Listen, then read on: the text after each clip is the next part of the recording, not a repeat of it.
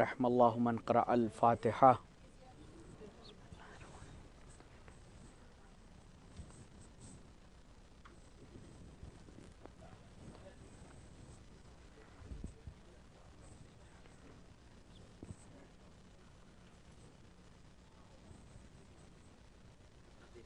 محمد وآل محمد صلوات.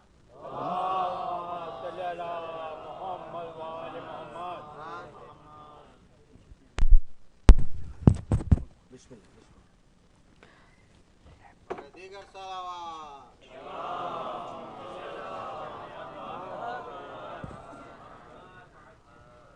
اعوذ باللہ من الشیطان اللعین الرجیم.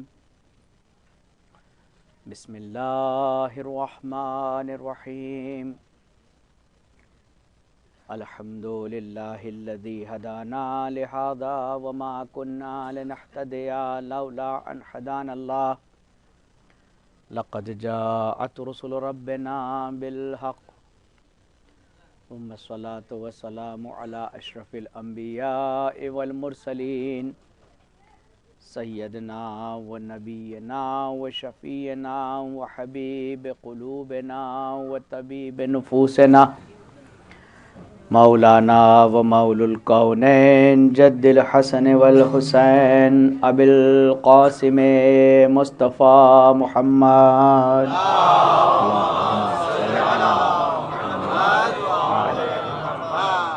وعلى أهل بيته الطيبين الطاهرين المعصومين المظلومين المنتجبين المنتخبين الغر الميامين. ولعنة الله على أعداء الدين من الآن إلى قيام يوم الدين. أما بعد فقد قال الله الحكيم في القرآن الكريم وقوله الحق وهو أصدق القائلين. بسم الله الرحمن الرحيم. والعصر إن الإنسان لفي خسر إلا الذين آمنوا وعملوا الصالحات وتواصوا بالحق وتواصوا بالصبر. صلوات الله. اللهم صل على محمد وآل محمد. عزیزان گرامی، قرآن مجید کے جس سورے کی تلاوت کا شرف میں نے حاصل کیا، یہ سورہ عصر کے نام سے قرآن مجید میں محفوظ ہے، جس میں خداوند عالم لوگوں کے درمیان اس کی اہمیت کو بیان کرنے کے لیے زمانے کی قسم کھا رہا ہے، اور اس کے بعد انسان کو اس کے نقصان سے آگاہ کر رہا ہے، اور نقصان کا اعلان کر رہا ہے کہ جس کو خسر یعنی خسران، کہ انسان جو کچھ کر رہا ہے گویا وہ نقصان میں ہے، خسارے میں ہے. میں پہلے دن واضح کر چکا ہوں اپنے جوان دوست اور ساتھیوں کے لیے کہ ایک ہوتا ہے نقصان، ایک ہوتا ہے خسران. نقصان لاس کو کہتے ہیں کہ آپ کوئی کام کریں اور اس میں آپ کو بینیفٹ نہ ملے، تو وہ ایک بینیفٹ ایسا نہ ملنا لاس کہلاتا ہے کہ جس میں آپ کی کیپٹل تو بچ جاتی ہے لیکن فائدہ نہیں ہوتا. لیکن ایک مرتبہ ایسا ہوتا ہے کہ بزنس میں آگ لگ جاتی ہے تو یہاں بینیفٹ تو دور کی چیز، جو کچھ تھا وہ اور چلا جاتا. تو اس جانے کو خسران کہتے ہیں کہ انسان کے پاس کچھ بچنے والا نہیں ہے. جیسا کہ میں آپ کی خدمت میں عرض کر چکا ہوں کہ گاڑی کتنی بھی اپ گریڈ ہو، اگر بریک نہیں ہے تو زیادہ دیر تک نہ خود چلے گی نہ دوسرے کو چلنے دے گی. اس بریک کا نام تقویٰ ہے.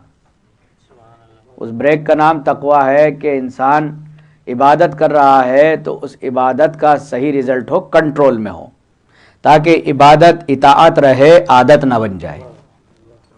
ورنہ آج زمانے میں دیکھ رہے ہیں کہ انسانوں کو کرنے والے اپنے آپ کو عبادت گزار کہہ رہے ہیں.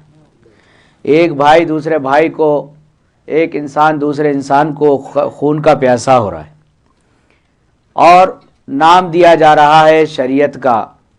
عزیزان گرامی، شریعت کو اگر سمجھنا تو شریعت خون بہانے کا نام نہیں ہے، شریعت علم کے گوہر دکھانے کا نام ہے، علم کے جوہر دکھانے کا نام ہے۔ اگر شریعت قتل کا نام ہوتا تو وہ مسلمان جو آج کافروں کو مارنے کا دعویٰ کر رہے ہیں، یہ تو بعد کے کافر ہیں، اس زمانے کے کافر تو خدا کے رسول کے مقابلے میں آ گئے تھے۔ جب مسلمانوں نے ان کو گرفتار کر لیا تو وہ ان کو پیغمبر اسلام کے سامنے لایا گیا، ان کے ہاتھوں کو باندھا ہوا تھا۔ پیغمبر اسلام نے جس حالت میں دیکھا کہ ان کے ہاتھوں کو کیوں باندھا ہے، کہا یا رسول اللہ یہ فرار نہ کر جائیں یا کوئی حملہ نہ کر دیں۔ کہا نہیں ہمارے یہاں پر، کیونکہ جہاں اسلام میں اسرا اور اسیر کا ذکر آتا ہے تو ان کے رائٹس کا بھی ذکر آتا ہے، ان کو حقوق دیے جانے کا بھی ذکر آتا ہے۔ لہٰذا پیغمبر اسلام سے وہ سمجھ رہے تھے کہ اب تو محمد عربی میں بڑی سزا دے گا، ہمارے سر جدا کروا دے گا۔ آپ نے فرمایا کہ تمہاری سزا یہ ہے کہ تم میں سے ہر انسان 5 مسلمانوں کو پڑھائے گا۔ یہ خدا کا وہ رسول کہہ رہا ہے کہ جس کے اختیار میں مسلمان ہیں، اور مسلمان وہ ہیں جن کے اختیار میں تلوار ہے، اور تلواریں بے چین ہیں بندھے ہوئے ہاتھوں پر چلنے کے لیے۔ تو عزیزان گرامی، تلوار چلا کر کسی کا گلا جدا کر دینے کا نام ہنر نہیں ہے، بلکہ تلوار نہیں، اپنے دل کا وار کرنا اور صحیح راستے پر لانا، اس کا نام صحیح جہاد ہے۔ لہذا پیغمبر اسلام نے تعلیم کو بھی بڑھاوا دیا کہ ہمارے یہاں پر ہمارا مقابلہ جہل سے ہے، ہمارا مقابلہ انسان سے نہیں ہے۔ میرا بھی یہی نظریہ ہے کہ برے کو نہیں مرنا چاہیے، برائی کو مرنا چاہیے۔ اگر برا مر گیا اور برائی چھوڑ گیا تو پھر اس کو مارنے کا کوئی فائدہ نہیں۔ لہٰذا ہمیں چاہیے کہ اپنے معاشرے سے اس برائی کو دور کریں۔ لہٰذا پروردگار عالم نے قرآن مجید کے سورے میں قسم کے ذریعے اعتبار کو ظاہر کیا، اس کے بعد انسان کو خسارے میں بیان فرمایا، خسارے سے بچنے کا راستہ اور طریقہ سکھایا۔ عزیزان گرامی، بس خداوند عالم یہی چاہتا ہے کہ اگر نقصان کو دیکھ لو تو اب اس کی تدمیر میں لگ جاؤ کہ اس سے بچا کیسے جا سکتا ہے۔ یہ ممکن نہیں ہے کہ خدا بیماری تو دے لیکن علاج نہ دے، وہ علاج پہلے پیدا کرتا ہے، بیماریاں بعد میں آتی۔ عزیزان گرامی، بیماری تو ہماری اور آپ کی بنائی ہوئی شے کا نام ہے، خدا کے اصولوں سے بغاوت کرنے کا نام ہے، ورنہ انسان کو بیماری کی کوئی ضرورت ہی نہیں تھی۔ اور اس کے علاوہ اگر بیماری آ جائے تو پھر عزیزان گرامی وہ ہمارا ایک چھوٹے بڑے گناہوں کا کفارہ بن جاتی۔ لہذا پیغمبر اسلام نے اصول دیا اور کہا کہ الا الذین آمنوا، مگر وہ لوگ خسارے میں نہیں ہیں جو ایمان لے آئے، وہ عملوا الصالحات، پھر اس کے آگے بڑھ کر کہا کہ اعمال صالح انجام دے، وتواصوا بالحق وتواصوا بالصبر، اور صبر کی وصیت، حق کی وصیت کریں اور صبر کی وصیت کریں۔ عزیزان گرامی، آپ جانتے ہیں کہ وصیت اور نصیحت دو چیزیں ہوتی ہیں۔ ایک تو نصیحت ہوتی ہے، انسان سال بھر کرتا ہے، دن بھر کرتا ہے، ان وصیتوں کو نصیحتوں کو سنتا نہیں ہے۔ بہت سے تو اندر ہی اس لیے نہیں آتے ہیں کہ اب اتنی دیر تو یہ بولیں گے۔ عزیزان گرامی، نصیحت کا بڑا ٹائم ہوتا ہے، لیکن وصیت انسان کے پاس ٹائم نہیں ہوتا۔ خداوند عالم فرما رہا ہے کہ حق بات کے لیے دوسرے کو آمادہ کرنا اتنا ضروری ہے کہ آخری وقت میں اگر 2 جملے بولنے کو ملے تو ایک حق کی بات کرنا، ایک صبر کی بات کرنا۔ تو خداوند عالم نے 2 چیزیں پہلے بیان کی، کیونکہ کوئی بھی بے ربط چیز کو خدا بیان نہیں کرتا۔ قرآن کا یہ حسن ہے، قرآن کا یہ حسن ہے۔ میں تفسیر قرآن کا درس دیا کرتا ہوں، پہلے سب کے لیے کرتا تھا، اس کے بعد برادران تو بھاگ گئے لیکن خواہران ٹک گئی، لہٰذا میں لیڈیز کے لیے ٹیلی فون پہ ایک تفسیر قرآن کا میرا درس ہوتا ہے سال بھر، جمعرات کے دن یہاں کے حساب سے 10 بجے۔ اور آج کل ہم نے محرم اور سفر میں خاص بات یہ شروع کی ہے کہ کربلا معلیٰ میں جو خواتین موجود تھیں ان کی تاریخ کو بیان کر رہے ہیں کہ وہ کون تھی، کہاں سے آئی تھی۔ یہ ہماری ماں بہنوں کو جاننا چاہیے، کیونکہ عورت صرف اپنی ذمہ دار نہیں ہوتی ہے، اس کے حصے میں پروردگار عالم نے احترام کو 3 مرتبہ 4 احتراموں میں سے 3 مرتبہ کہا ہے کہ جناب موسیٰ نے کہا کس کا احترام کروں گا؟ ماں کا۔ ماں، پھر کہا کس کا کروں گا؟ ماں کا۔ کہا پھر کہا کس کا کروں گا؟ ماں کا۔ کہا پھر کس کا کروں گا؟ بولا اچھا باپ کا بھی کروں۔ یعنی 4 میں سے 4 حصوں میں سے 3rd ٹائم جو ہے ماں کا۔ کیوں؟ کیونکہ اس لیے احترام کرو کہ ماں جو ہے 3 نسلوں کو سدھارتی ہے، کبھی ماں بن کے بچے کی تربیت کرتی ہے، کبھی بیوی بن کے شوہر کو سہارا دیتی ہے، اور کبھی بہن بن کے بھائی کو سمجھاتی ہے۔ تو عزیزان گرامی، یہ 3 روپ ہیں۔ اسی 3 روپ کو خداوند عالم نے عید مباہلہ میں بھی پیش کیا تھا کہ تم اپنی عورتوں کو لاؤ، ہم اپنی اپنوں، ابنانا و ابناکم۔ اب لوگ اس کو اردو میں پڑھتے ہیں کہ بھائی اب نہ آنا، وہ یہی کہتے ہیں مولوی صاحب نے بہت اچھی بات بتا دی ہے کہ اب آنا ہی نہیں ادھر۔ ابنانا و ابناکم و نسانا و نساکم و انفسنا و انفسکم، تم اپنے بچوں کو لاؤ، ہم اپنے بچوں کو لائیں، تم اپنی عورتوں کو لاؤ، ہم اپنی عورتوں کو لائیں، تم اپنے نفسوں کو لاؤ، ہم اپنی۔ جہاں خداوند عالم عورتوں کو حجاب میں رہنے کے لیے، گھر میں رہنے کے لیے کہہ رہا ہے، لیکن بتا رہا ہے کہ کسی بھی مسئلے کو اہم اور مہم دیکھیں۔ اگر وہ اہم ہے تو پردے میں ہی صحیح، لیکن خواتین کا آنا ان کے وجود کے انکار کا منع کیا ہے، کیونکہ اس دور میں لوگ اپنے گھر کی گائے بکریوں کو تو گنتے تھے لیکن عورتوں کو نہیں گنتے تھے، کہتے یہ بیکار کی چیز۔ عزیزان گرامی، اس خاتون کو عزت اور عظمت دی ہے پیغمبر اسلام نے کہ جس کو زندہ درگور کر دیا جاتا تھا۔ اس کو خداوند عالم نے فاطمہ ام ابیہا کہہ کر پکارا، اللہم صلی علی محمد وعلی محمد۔ رسول اللہ کی معروف حدیث ہے، آپ نے سنی ہو کہ فاطمہ ام ابیہا، کہ فاطمہ ماں باپ کے لیے ایسا احترام رکھتی ہے رسول کے لیے جیسے ماں، کیونکہ جناب پیغمبر اسلام کی خدمت جناب سیدہ نے ماں کی طرح کی۔ خدا کا رسول ہے، کچھ بھی کہہ سکتا ہے، لیکن 1400 سال کا بعد کا مسلمان اعتراض کرتا ہے، یہ کیسے ہو سکتا ہے کہ بیٹی باپ کی ماں بن جائے؟ ارے بھائی، یہ رسول سے پوچھو، ہم سے کیا پوچھ رہے ہو؟ رسول سے پوچھو۔ کہا نہیں، یہ ہو ہی نہیں سکتا، یہ نہیں ہو سکتا، وہ نہیں ہو سکتا، لیکن جب مسئلہ آتا ہے نا پھر یہ گلے پڑ جاتا ہے۔ رسول کی بات پہ جب اعتراض کیا تو پھر لوگوں نے کہا اچھا نہیں ہو سکتا کہ بیٹی باپ کی ماں نہیں بن سکتی؟ بولا نہیں۔ تو بولا کہ پھر مومنین کے ماں کا نام کیا ہے؟ ام المومنین۔ تو اب یہ طے کرنا پڑے گا ان کے باپ تو کم سے کم مومن نہیں ہو سکتے۔ اگر بیٹی ام المومنین بن جائے تو یہ طے ہے کہ باپ مومن نہیں ہو سکتا۔ اگر باپ مومن ہوگا تو پھر وہ باپ کی ماں بن جائے گی، ام المومنین ہو جائے گی۔ اب یہ طے کر لو، یا تو یہ ام المومنین نہیں ہے یا وہ مومن نہیں ہے۔ ایک صلوات پڑھے محمد و آل محمد، اللہم صلی علی محمد۔ تو مسئلہ یہ ہوتا ہے کہ فاطمہ پیغمبر اسلام نے یہ نہیں کہا کہ اپنے ساتھ ازواج کو لے جائیں، اوروں کو لے جائیں، اوروں کو لے جائیں۔ کہا جب حق کی بات آئے تو صرف اور صرف آیت کی صداقت کی بات ہے۔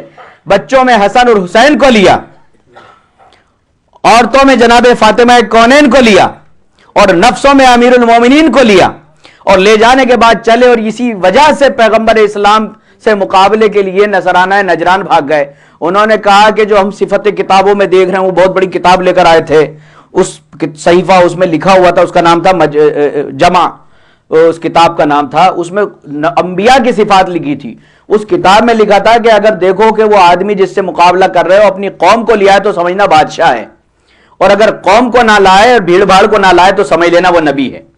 لہٰذا جب انہوں نے آتے ہوئے دیکھا، نہ ابھی کسی نے کچھ بولا نہ کچھ کہا، وہ سمجھ گئے کہ جس مقابلے کے لیے ہم ان کو بلا رہے تھے اس مقابلے میں ثابت کر دیا کہ یہ بھیڑ کو نہیں لا رہے ہیں بلکہ اپنے گھر والوں کو لا رہے ہیں۔ عزیزان گرامی، اگر کسی اور ازواج کو لے لیا ہوتا تو آیت کے تقاضوں کو پورا نہ کیا جاتا، وہ رسول اللہ کی بیوی تو بن جاتی لیکن کسی کی بیٹی اور کسی کی ماں نہیں بنتی۔ لہذا پیغمبر اسلام نے ایک ایسی خاتون کا انتخاب کیا کہ جو رسول کی بیٹی بن کر چلی، حسنین کی ماں بن کر چلی، اور پیغمبر اور امیر المومنین کی زوجہ بن کر چلی، یعنی نساء کے تمام تقاضوں کو جناب سیدہ نے پورا کیا۔ اللہم صلی علی محمد وعلی محمد، تمام تقاضوں کو پورا کر دیا، شارٹ کٹ بالکل، کہ کہنے کو بھی نہ ملے، ورنہ یہ جھگڑا ہوتا، وہ کہتے نہیں یہ والی بیوی تھی، وہ کہتے وہ والی بیوی تھی۔ ارے کسی ایک خاتون کا انتخاب تھا، لیکن پیغمبر اسلام نے ادب عرب کو چیلنج کیا اس کے ذریعے کہ میں جو انتخاب کر رہا ہوں وہ عرب کے ادب کو چیلنج، پیغمبر اسلام نے عرب کے ادب کو چیلنج کیا۔ لہذا عزیزان محترم، کہا کہ الا الذین آمنوا، مگر وہ لوگ جو ایمان لے آئے، وہ عامل الصالحات، اور اعمال صالح انجام دیتے۔ تو دو چیزوں کو پیغمبر خداوند عالم نے بیان کیا۔ الا الذین آمنوا، اس کا تعلق اصول دین سے، وہ عامل الصالحات، اس کا تعلق فروع دین سے، یعنی دین کے درخت میں دو ہی تو چیزیں ہیں، ایک فروع ہے ایک اصول ہے۔ اب بہت سے کہتے ہیں یہ ہے اور وہ اصلی ہے، اور وہ نقلی ہے اور یہ نقلی ہے اور وہ اصلی ہے، اس میں جھگڑتے رہتے ہیں۔ عزیزان گرامی، پیغمبر اسلام نے دین کے درخت کو نام درخت دیا، بلڈنگ نہیں کہا۔ بلڈنگ نہیں کہا. اگر بلڈنگ ہوتا تو بھائی 2 منزلہ 3 منزلہ یعنی جتنی ہے اتنی ہی رہے گی. جتنی بن گئی اس کی بنیاد اس کو بڑھا نہیں سکتی. اگر آپ گھر کی دیواروں میں پانی ڈالنا شروع کریں تو جو ہے وہ بھی خراب ہو جائے گی. فاؤنڈیشن میں پانی ڈالتے ہیں لیکن وہ 2 منزلہ نہیں بن جائے گا اگلے سال کے پیڑ کی طرح, درخت کی طرح. ہمارا گھر 2 منزلہ ہو گیا, ایسا نہیں ہوگا. جو ہے وہ ہے. پیغمبر اسلام نے اس کو مثال دی درخت کی کہ جڑ ضروری ہے, فروع دین اور اصول دین. اصول کہتے ہیں روٹس کو, روٹس آف اسلام, اور برانچز یعنی فروع دین. پیغمبر اسلام بتانا چاہتے ہیں کہ اگر تم دیکھنا چاہتے ہو کہ تمہارا عقیدہ صحیح ہے تو اس پر کھلنے والے پھولوں کو دیکھو. اگر آپ چاہیں کہ خالی جڑ کو چھوڑ دیں اور اسپرے جو ملتا ہے ڈالر شاپ پہ وہ پانی لے لے کے پتوں کو گیلا کرتے رہیں تو وہ گیلے تو ہو جائیں گے لیکن شاداب نہیں رہیں گے. آپ نے دیکھا ہوگا کروگر میں سبزیوں پہ پانی آٹومیٹک گرتا رہتا ہے تو لیکن وہ چینج کرنی پڑتی ہیں, ایک دن آتا ہے تو ان کو آپ گیلا کر سکتے ہو, بڑھا نہیں سکتے ہو, ان کو گرو اپ نہیں کر سکتے. لہٰذا اگر اس کو شاداب رکھنا ہے تو جڑ میں پانی دینا پڑے گا. اگر کوئی خالی شاخوں میں پانی دے تو پھر یہ اس کی غلط فہمی ہے. کوئی کہے کہ نہیں خالی روزہ نماز یہ کر لو وہ کر لو, نہیں, اس سے پہلے اس کا عقیدہ توحید مضبوط ہونا چاہیے. عقیدہ توحید کے ساتھ ساتھ اللہ کا عادل ماننا ضروری ہے. اللہ کو عادل ماننے کے ساتھ ساتھ نبوت کے اقرار کو کرنا ضروری ہے. نبوت کے ساتھ ساتھ امامت کو ماننا ضروری ہے, اور امامت کے ساتھ ساتھ قیامت کو جاننا ضروری ہے. عزیزان گرامی, یہ ایک دوسرے سے ربط رکھتے ہیں. اگر اس رابطے کو توڑ دیا تو جڑ اصول کا پتہ دیتی ہے اور اصول جڑ کا پتہ دیتی. تو عزیزان گرامی, شاخوں میں پھول جب لہلائیں گے جب ہمارے عقیدے مضبوط ہوں گے, جب ہم توحید پر, ہم اپنے دل میں اگر توحید کو زندہ کر لیں. توحید زندہ نہیں ہو رہی, توحید زندہ نہیں ہو رہی. بہت سے لوگ تو بہت سے عجیب سوال کرتے ہیں, کرنے مسئلہ نہیں. آپ کو ایک چھوٹا سا مسئلہ بتاؤں. وہ انگلش میں پرکار کو کیا کہتے ہیں؟ Campus, compass. آپ جب دیکھتے ہیں تو جب سرکل بنایا جاتا ہے تو وہ سرکل تو دکھتا ہے, اس کا سینٹر پوائنٹ نہیں دکھتا. کبھی دیکھا آپ کو سینٹر پوائنٹ؟ لیکن اگر آپ کہیں گے اس کا سینٹر پوائنٹ ہی نہیں ہے تو کہیں گے, جو پڑھا لکھا ہوگا وہ کہے گا کہ بغیر سینٹر کے تو یہ سرکل بن ہی نہیں سکتا. کیونکہ ہر نقطے کی دوری سرکل سے برابر ہوگی تبھی جو ہے, ہر ڈاٹ کی دوری جب نقطے سے سینٹر پوائنٹ سے برابر ہوگی تبھی سرکل بنے گا, ورنہ آڑا ٹیڑھا بنے گا, سرکل نہیں بنے گا. تو عزیزان گرامی, اس سرکل ابدیت کو اگر دیکھا جائے, انسانیت اور کائنات کو دیکھا جائے, تو خداوند عالم کی توحید کا اقرار کیا جا سکتا ہے کہ کوئی ہے جس نے تمام ابدیت کو, تمام انسانوں کو اپنے اس میں بنائے ہیں. تو عزیزان گرامی, فروع دین, اصول دین کیا ہوئی؟ الا الذین آمنوا وعملوا الصالحات, اور اعمال صالح فروع دین ہوئے کہ فروع دین ہے. اب وتواصوا بالحق وتواصوا بالصبر, حق کی تلقین کرنا, حق کی وصیت کرنا, اس کا تعلق ہے اصول دین سے. کہ اصول دین میں لوگوں کو وہ حق کی کہ خدا ایک ہے, خدا ایک ہے, اس بات کی آپ کو تلقین کرنی پڑے گی, وصیت کرنی پڑے گی اپنے بچوں کو. اور اگر آپ نے ان کے عقیدوں کو نہیں سنبھالا, اور وہ عمل الصالحات جو ہے اس کا نتیجہ جو ہے بالصبر, کیونکہ عبادت میں صبر ہوتا ہے, اطاعت میں صبر ہوتا ہے, مصیبت میں صبر ہوتا ہے, اور غموں میں صبر ہوتا ہے. یہ چار اس کی جو ہے صبر کی 4 رخ ہیں. عبادت میں ہوتا ہے کہ آپ عبادت کر رہے ہیں, اللہ اکبر کہہ دیا, اب چاہے کتنی ہی تیز پیاس لگ رہی ہے آپ آگے بڑھ کے جا نہیں سکتے, سمجھ رہے نا. آپ نے اللہ اکبر تکبیرۃ الاحرام کہہ دی تو بڑھ نہیں سکتے, کھا نہیں سکتے, پی نہیں سکتے, چاہے جو ہو جائے. نماز میں تو انسان کو صبر کرنا پڑتا ہے. اسی طریقے سے جو ہے عبادت میں صبر, یعنی روزے میں اگر نیت کر لی, بہت سے کہتے ہیں مولوی صاحب میں نے تو آج نیت نہیں کی, الحمدللہ. حضور آپ کی نیت تو جب 15 سال کے ہوئے تھے اس دن ہو گئی تھی, اب تو آپ روزہ توڑ رہے ہیں. بہت سے کہتے ہیں نیت نہیں کی, الحمدللہ آج ہم نے نیت نہیں کی. ایسا نہیں ہے عزیزان گرامی. لڑکی کے لیے 9 سال پورے ہو جانے کے بعد اس کی نیت ہو گئی آٹومیٹکلی. آپ کچھ نہ کریں, خداوند عالم کے ذریعے آپ کا کریڈٹ کارڈ اکاؤنٹ شروع ہو گیا ہے. کریڈٹ کارڈ سے بڑا جلدی سمجھتے ہیں. صلوات پڑھیں محمد محمد. عزیزان گرامی, حق کی تلقین یعنی عقیدت کی وصیت کرنا, صبر کی تلقین یعنی فروع دین میں تلقین کرنا, وہ عمل الصالحات کی تلقین کرنا, وصیت کرنا. اب بہت سے لوگوں نے صبر کے معنی الگ الگ لیے.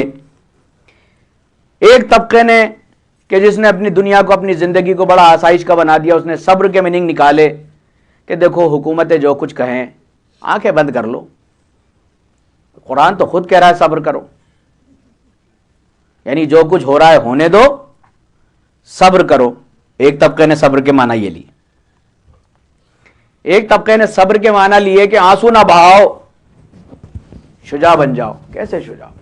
اگر روئے تو بزدل بن جاؤ گے, آنسو بہاؤ گے تو صبر کا دامن چھوڑ دیا آپ نے. عزیزان گرامی, ایک قسم صبر کی یہ بھی نکلی, جبکہ یہ نہیں معلوم ہے کہ یہ فطرت ہے. رونا فطرت ہے انسان کا. جب دل پہ چوٹ لگتی ہے تو اس کا پانی آنکھوں سے ہی نکلتا ہے, ہاتھوں سے نہیں نکلتا. آپ نے دیکھا کسی کے ہاتھ روئے ہوں آج تک؟ یہ تعلق ہے اہل دل کے لیے. لہذا اشک دل کے درمیان رابطے کا نام ہے, لیکن اگر اس کو آنسو نہیں آ رہے تو اس کا مطلب کوئی نہ کوئی بیماری ہے, کوئی نہ کوئی اس کے درمیان بیماری حائل ہے. صبر کرو صبر کرو, آنسو بہا لیا تو صبر نہیں ہوگا. عزیزان گرامی, اگر آنسو بہا لیے تو صبر کا دامن ٹوٹ گیا, دامن کا چھوٹ گیا صبر کا. آپ نے دیکھا ہوگا کہ جب انسان کو درد ہوتا ہے تو وہ چیخ پکار کرتا ہے, آہ کرتا ہے. تو اب اس کے لیے ڈاکٹروں نے نسخے ایجاد کر لیے. کبھی کبھی تو کیا کرتے ہیں, اس کے انجیکشن لگا دیتے ہیں, کہتے ہیں بڑے بہادر ہیں, دیکھو ہاتھ کٹوا رہے ہیں سامنے لیکن ان کو کچھ نہیں ہو رہا. تو عزیزان گرامی, ان کا کیا ہنر ہے؟ یہ تو کمال ہے اس انجیکشن کا جس نے ان کو اس لائق نہیں چھوڑا کہ کچھ سوچیں اور سمجھیں. ان کو بے حس بنا دیا ہے, اور کبھی کبھی ان کو بے ہوش کر دیا جاتا ہے. جب عقل کے درمیان رابطہ ہی ختم کر دیا جاتا ہے تو احساس غم اور درد ہونا ہی نہیں. اگر اس کے بعد اگر انسان کہے کہ میں رویا نہیں, چلایا نہیں, تو کہنے کا مطلب یہ ہے کہ جائیے کسی اچھے انسان سے جو روحوں کو چیک کرتا ہے اس سے چیک کرائیے کہ آپ کے دل اور دماغ کے درمیان کا رابطہ ختم ہو گیا ہے. کوئی ایسا انجیکشن لگ گیا ہے جو واپس صحیح نہیں ہو رہا ہے, کوئی ایسا جو ہے اینستھیسیا دے دیا گیا ہے کہ جو ہوش میں ہی نہیں آنے دے رہا ہے. عزیزان گرامی, اگر یہ فطرت نہ ہوتا تو خداوند عالم حضرت ایوب, حضرت یعقوب کے رونے کا ذکر قرآن مجید میں نہ کرتا, حضرت آدم کے رونے کا ذکر نہ کرتا. حضرت نوح کا نام تو اس لیے ہی نوح رکھ دیا کہ وہ روتے تھے, ورنہ ان کا نام تو عبد الغفار تھا. جناب نوح کا نام عبد الغفار تھا, وہ نوحق پڑھتے تھے بہت زیادہ پریشانیوں کا, اس لیے ان کو نوح کہا قرآن مجید میں. اور اس نوح کی بات کو اتنا مانا کہ جب پوری دنیا 960 سال ستا چکی. عزیزان گرامی, ہم بڑے فخر کرتے ہیں. حضرت نوح علیہ السلام نے کتنے سال تبلیغ کی؟ 2800 سال آپ کی عمر ہوئی, 2800 سال, اور 960 سال آپ نے علی الاعلان تبلیغ کی. آپ تو 1 گھنٹے میں پریشان ہو جاتے ہیں, ہم یہ مولوی صاحب آج پورا 1 گھنٹہ لیں. 960 سال آپ نے دین کی تبلیغ کی. تو عزیزان گرامی, حضرت نوح کی 960 سالہ تبلیغ کا نتیجہ ہے طوفان, اور پیغمبر اسلام کی 23 سالہ تبلیغ اور زحمت کا نام ہے اسلام. پھر صبح قیامت تک کے لیے لازوال قانون دے کر چلے گئے ہمیں. اب بہت سے کہتے ہیں کہ یہ قانون اور یہ اسلام اور یہ کیوں ایسا ہے, بات میں بات آ جاتی ہے تو میں بتا بھی دیتا ہوں. دیکھیے, دین جو ہے قانون کا نام ہے. جس طرح سے انسان ہے, چاہے وہ چھوٹا ہو, چاہے جوان ہو, چاہے بوڑھا ہو, لیکن شریعت کھانے کا نام ہے. جس طرح بچپن میں کھانا کچھ اور ہوتا ہے, جب تھوڑا بڑا ہو جاتا ہے تو کھانا دوسرا ہو جاتا ہے, جب تھوڑا اور بڑا ہوتا ہے تو کھانا دوسرا ہو جاتا ہے, اور جب وہ جوانی پہ پہنچ جاتا ہے یعنی ایسا ہو جاتا ہے پھر وہ بڑھاپے تک اس کا وہی کھانا چلتا ہے جو کھانا ہے. وہ اور بات ہے کہ انسان استعمال کر لے لیکن کھانا وہی رہتا ہے.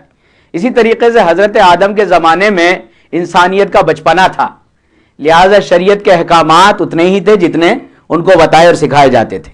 حضرت نوح کے زمانے میں یہی, لیکن پیغمبر اسلام کے زمانے میں انسانیت جوان ہو گئی. اب جو اس کو کھانا دیا گیا دین مبین اسلام کے نام کا, قرآن مجید کے نام کا, جو اس کو غذا دی گئی, اب وہ صبح قیامت تک وہی شریعت چلنے والی ہے, اور اب اس کے بعد تبدیلی کی ضرورت نہیں. تو عزیزان گرامی, کچھ لوگوں نے اس کو کہہ دیا کہ نہ رونے کا نام صبر ہے. کچھ لوگوں نے اور زیادہ زیادتی کی, کہا کہ نہیں, یہ رونا جو ہے, یہ صبر جو ہے, یہ زمینداروں نے پیسہ دے کے ان مولویوں کو خرید لیا. ان دین کو بیان کرنے والوں کو خرید لیا اور ان سے کہا کہ یہ خاموش رہیں، صبر کریں صبر کریں۔ عزیزان گرامی، صبر نہ تو افیون دینے کا نام ہے، اس قوم اور ملت کو جو ہے بے ہوش کر دینے کا نام ہے، نہ صبر بے حس بنا دینے کا نام ہے، نہ صبر ظلم و ستم کے آگے سر جھکانے دینے کا نام ہے۔ عزیزان گرامی، جب انسان کے اختیار میں نہیں ہوتا ہے تو اس کو صبر نہیں کہتے، مجبوری کہتے ہیں، اور جب اختیارات ساتھ ہوں اور اس کے بعد اگر انجام نہ دے تو اس کو صبر کہتے ہیں۔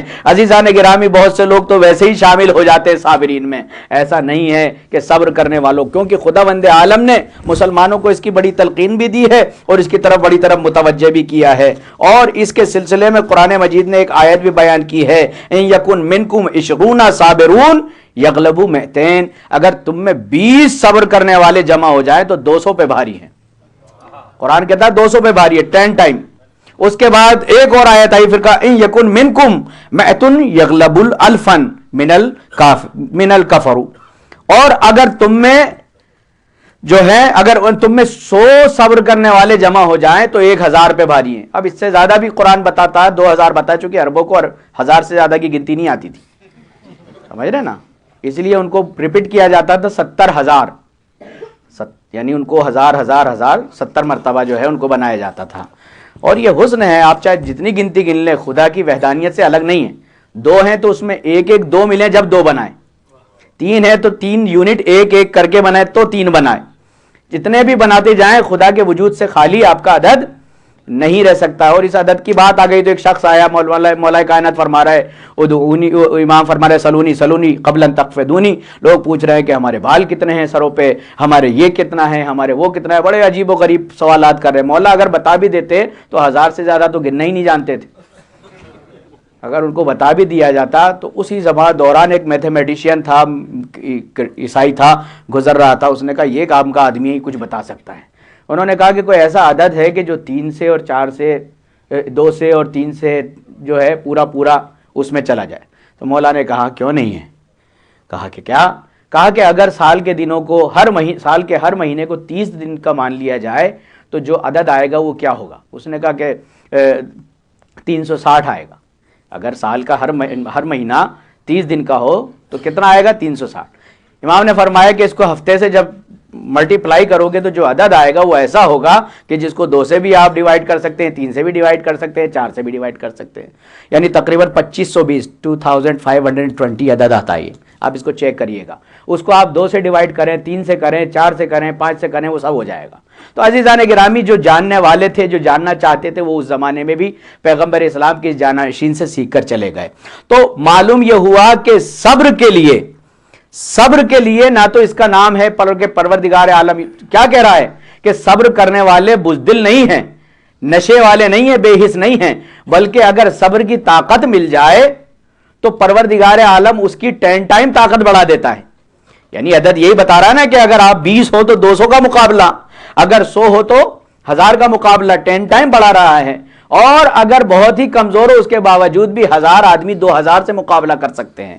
قرآن کی ایک آیت اور آئی ہے جس نے یہ بیان کیا کہ اگر 1000 ایماندار ہیں اور ان کا ایمان تھوڑا سا مریض ہے تو اس کے باوجود، اس مرض کے باوجود بھی وہ 2000 پہ غالب ہیں۔ تو عزیزان گرامی، پیغمبر اسلام کو بتائے گئی قرآن مجید کی آیتیں اس بات کی دلیل ہیں کہ صبر نہ تو بزدلی کا نام ہے، صبر نہ کسی کو افیون نشیک میں لا دینے کا نام ہے، اور صبر نہ ظالم کے آگے سر جھکا دینے کا نام ہے، بلکہ اپنی طاقت کو بڑھانے کا نام ہے، ظلم سے مقابلے کا نام ہے، اور صبر اس کا نام ہے کہ ہوتے ہوئے اس پر صبر کرے اور کنٹرول کرے۔ عزیزان گرامی، یہ وجہ ہے کہ انسان صبر کر سکتا ہے، اور بہت سے کہتے ہیں کہ اللہ یہ نہیں کر سکتا، وہ نہیں کر سکتے، حضرت علی یہ کر سکتے تھے، وہ کر سکتے تھے، اور حضرت علی نے تو باب خیبر اکھاڑ دیا، پھر اپنے آپ گلے میں کیوں رسی ڈل گئی، 1000 طریقے کے سوال بتا دیے جاتے ہیں۔ تو عزیزان گرامی، بعض اوقات آپ کے پاس سب کچھ ہے لیکن کرتے نہیں ہیں۔ انسان کی انگلیوں میں اتنی طاقت تو ہے کہ اپنی آنکھیں پھوڑ لے، اپنی آنکھیں پھوڑنے کی طاقت تو ہے یا نہیں ہے، لیکن پھر کیوں اپنی طاقت کا استعمال نہیں کرتا؟ کیونکہ عقل کا استعمال کرتا ہے۔ تو عزیزان گرامی، صبر جو ہے عقل کے استعمال کا نام ہے، عقل کے استعمال کا نام ہے، لہذا صبر پروردگار عالم نے طاقت بڑھا کر بھیجا، اور صبر جس نے کیا اس کے ساتھ اللہ ہو گیا ان اللہ مع الصابرین۔ محمد صلوات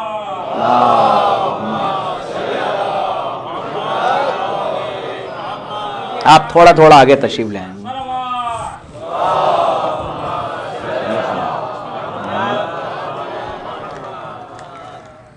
عزیزان گرامی، بات ہو رہی تھی خاصیتوں کی، بات ہو رہی تھی صبر کی، کہ انسان کی خاصیات میں سے ہے کہ وہ صبر کرے. انسان کو بہت سے سوالات ٹوٹتے ہیں، ایسا کیوں ہے، ایسا کیوں ہے، ایسا کیوں ہے. ایسا اس لیے ہے کہ پروردگار عالم اگر انسان کو مصیبتوں میں مبتلا کرتا ہے تو کبھی وہ ہماری وجہ سے ہوتی ہیں اور کبھی وہ ہمارا امتحان ہوتی ہے. کیونکہ اسی طریقے سے ہے جس طرح سے ٹیچر اپنے بچے کو پڑھاتا ہے، تمام نوازشیں کرتا ہے، سال بھر محنت کرتا ہے، لیکن جب امتحان لیتا ہے تو ساری چیزیں اس سے چھین لیتا ہے، کتابیں وتابیں دور ہٹا دیتا ہے اور اس کا امتحان لیتا ہے. وہ کہے کہ یہ تو مجھ پہ ظلم کر رہے ہیں، سال بھر تو بڑے پیار سے پڑھا رہے تھے اور آج جب مجھے جواب دینا پڑ رہا ہے. تو عزیزان گرامی، یہ ظلم ہے یا امتحان ہے؟ بلکہ اس کی صلاحیتوں کو نکھارنے کا موقع ہے. یہ صلاحیتوں کو نکھارنے کا موقع ہے. اگر خداوند عالم کسی نبی کو، کسی امام کو، کسی اوصیاء کو، کسی مومن کو کسی مشکلات میں مبتلا کرے تو اس کے معنی یہ نہیں ہے کہ وہ ہم پر ظلم کر رہا ہے. اس کے معنی یہ ہے کہ وہ فرشتوں کو بتا دینا چاہتا ہے. فرشت سب دیکھیں ہمارے درمیان بھی ہوتا ہے، اس کو کیوں بنا دیا آپ نے سیکریٹری، اس کو کیوں صدر بنا دیا، اس کا کیوں کر دیا. بعض اوقات بغیر الیکشن کیسا ہو جائے تو اختلافات ہو جاتے ہیں اور یہ کہتے ہیں کہ یہ کیوں ہوا اور وہ کیوں ہوا. عزیزان گرامی، لیکن پروردگار عالم نے کہا کہ دیکھو، اس لیے میں نے اس کو اشرف المخلوقات بنایا ہے تاکہ میں اس کا امتحان لوں گا. فرشتوں کو کیا معلوم کہ محبتیں کیا ہوتی ہیں؟ فرشتے کو تو جس کو قیام آتا ہے اس کو رکوع نہیں معلوم رکوع کیا ہے، اور جس کو رکوع آتا ہے اس کو سجدہ نہیں معلوم کہ سجدہ کیا ہوتا ہے. یہ تو لطف پروردگار عالم ہے کہ انسان کو ایک 2 رکعت نماز میں تمام چیزیں عطا کر دی. یہ اس کا کرم ہے جس کے لیے ملک ترستا ہے، تڑپتا ہے پروردگار عالم نے، اور جس کے لیے ایک دن کے ملنے کے لیے معراج پہ نبی کو بلایا جاتا ہے. خدا کے رسول کو اس کو 63 سال اس دنیا میں رکھا. یہ تو نصیب کے مارے ہیں لوگ جو وہ نور آ کر چلے گئے، آتے گئے اور چلے گئے، ان کو ستایا اور پریشان کیا. ورنہ اگر وہ شکر کا سجدہ ادا کرتے تو خداوند عالم ایک نعمت کو ابھی بھی پردے غیب میں رکھا ہے. ایک وہ کہتے ہیں کہ وہ کیوں چلے گئے پردے میں، وہ پردے میں کیوں چلے گئے؟ ارے بھائی جو تھے ان کا کیا کیا تم نے؟ بہت سے کہتے ہیں مجلس کہاں لکھی ہے قرآن میں، کہاں لکھی ہے؟ بھائی جو لکھا ہے وہی سب مان لو، قل لا اسألکم ہی مان لو، اور دوسری چیز نہیں مانو کہ یہ کہاں لکھی ہے یہ نہیں لکھی، لیکن یہی مان لو جو لکھا ہوا ہے. جو لکھا ہوا ہے اسی کو مان لیا جائے. تو یہ سب اعتراض کرنے والی باتیں ہو رہی ہیں. لیکن عزیزان گرامی، خداوند عالم نے ہمیں ایسے نبی برحق کے حوالے کیا کہ جس کی تعلیمات اس طرح کی تھی کہ جس کی تعلیمات نے ہمیں آج بلند و برتر بنا دیا، اور ملک کو یہ کہنا پڑا کہ یا خدایا. عزیزان گرامی، سورہ یاسین اور سورہ طٰہٰ خلقت فرشتوں سے 15,000 سال پہلے خلق ہو چکی تھی، اور اس وقت ملائکہ نے کہا تھا کہ کیا کہنے ان زبانوں کے جن پر یہ آیتیں جاری ہوں گی، کیا کہنے اس ذہن کے کہ جس میں اس کی تفسیریں بیان کی جائیں گی، کیا کہنے ان آیتوں کے ان لوگوں کے کہ جو اس پر عمل کریں گے. اسی وقت سے سورہ طٰہٰ اور سورہ یاسین کی ہم تلاوت کرتے ہیں کہ یعنی خلقت ملک سے پہلے جو ہے ان آیات کو، ان واقعات اور ان حادثات کو بیان کر دیا گیا ہے. تو عزیزان گرامی، وہ خود ناز کرتے ہیں لیکن دنیا نے اہل بیت اطہار علیہ السلام کی زحمتوں کو نہیں مانا. پیغمبر اسلام کے اس جانشین کے لیے کہ جس کو خود نے چنا، ان صلاحیتوں کا انکار کیا جاتا ہے، ان کی فضیلتوں کو ایسا کم کر کیا جاتا ہے کہ جیسے نہ جانے کیا. عزیزان گرامی، وہ کچھ ہے نہیں ہے، خلیفہ مسلمین تو ہیں، مسلمانوں کا خلیفہ تو ہے، وہ اجماع ہے اس بات پہ. اور یہ اور بات ہے کہ غدیر کو کوئی نہ مانے، لیکن اتفاق کی بات یہ ہے غدیر کے دن پیغمبر اسلام نے بھی حضرت علی کو نمائندہ بنایا تھا، اور ٹھیک 18 ذی الحج کو مسلمانوں نے بھی حضرت علی کو خلیفہ بنایا تھا. وہ دن وہی آگے پڑا تھا، 18 ذی الحج کو ہی مولا کائنات کو ظاہری خلافت بھی قبول کی گئی تھی. لیکن عزیزان، اللہم صلی علی محمد، تو یہ آپ کے لیے تو کوئی نہ مانے تو خلیفہ مسلمین تو ہے امیر المومنین، خلیفہ مسلمین تو ہے امیر المومنین، اس کو مانا جائے، اس کی صفتوں کو مانا جائے. ایک مرتبہ دشمن ہو کہ علی کو جو فضائل ملے ہیں وہ فضیلت میں سے ایک فضیلت مجھے مل جاتی تو میں صبح قیامت تک ناز کرتا. کیا فضیلتیں تھی؟ کہا کہ جب علی مرتضیٰ کی مادر گرامی کعبے میں گئی تو یہ اتفاق نہیں تھا عزیزان گرامی اگر تالا لگا ہو اور جھٹکے سے ٹوٹ جائے تو یہ اتفاق ہو سکتا ہے، لیکن جو ہے دیوار دروازہ بن جائے یہ اتفاق نہیں ہو سکتا، یہ اتفاق نہیں ہو سکتا۔ اور اگر دیوار اتفاقاً دروازہ اس کا دیوار دروازہ بن جائے تو عام عورت تو بھاگ جائے کہ یہ کیا ہو رہا ہے، یہ کیا ہو رہا ہے۔ لوگ کہتے ہیں صاحب ملک نہیں دیکھا، ملک نہیں دیکھا، ایک دن ہی دیکھتا اس کے بعد پھر دیکھنا ہی بند کر دیتا ہے۔ ملک جو ہے ایک دن ہی دیکھتا اس کے بعد پھر انسان کو نظر نہیں آتا۔ جو پیغمبر اسلام کو کہتا ہے یہ ہمارے بھائی ہیں، ہمارے بھائی ہیں، اس لیے بھائی ہیں کیونکہ وہ کہتے ہیں کہ میں تمہاری طرح بشر ہوں لیکن مجھ پہ وحی آتی ہے، بس یہی فرق، یہ فرق تو بہت بڑا فرق ہے۔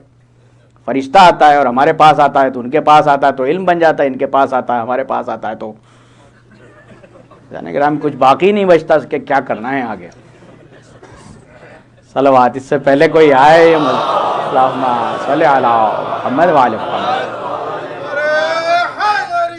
یا علی، اس سے پہلے کہ ملک آئے مظہر بھائی سے ملنے، اظہر بھائی سے ملنے، جو کچھ دیکھیں اظہر بھائی ٹھیک امام حسین کے نیچے بیٹھتے ہیں، کوئی سمجھ نہیں رہا ہے ان کو۔ صلوات پڑھیں محمد وعلی۔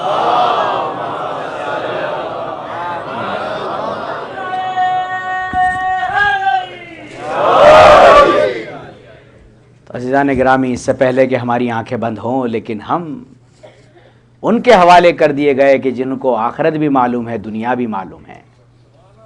کونوا لنا زینا، ہمارے لیے زینت بن جاؤ بس، اے ہمارے چاہنے والوں، اے ہمارے شیعوں، ہمارے لیے زینت بن جاؤ، پھر دیکھو ہم تمہارے ساتھ کیا کرتے ہیں۔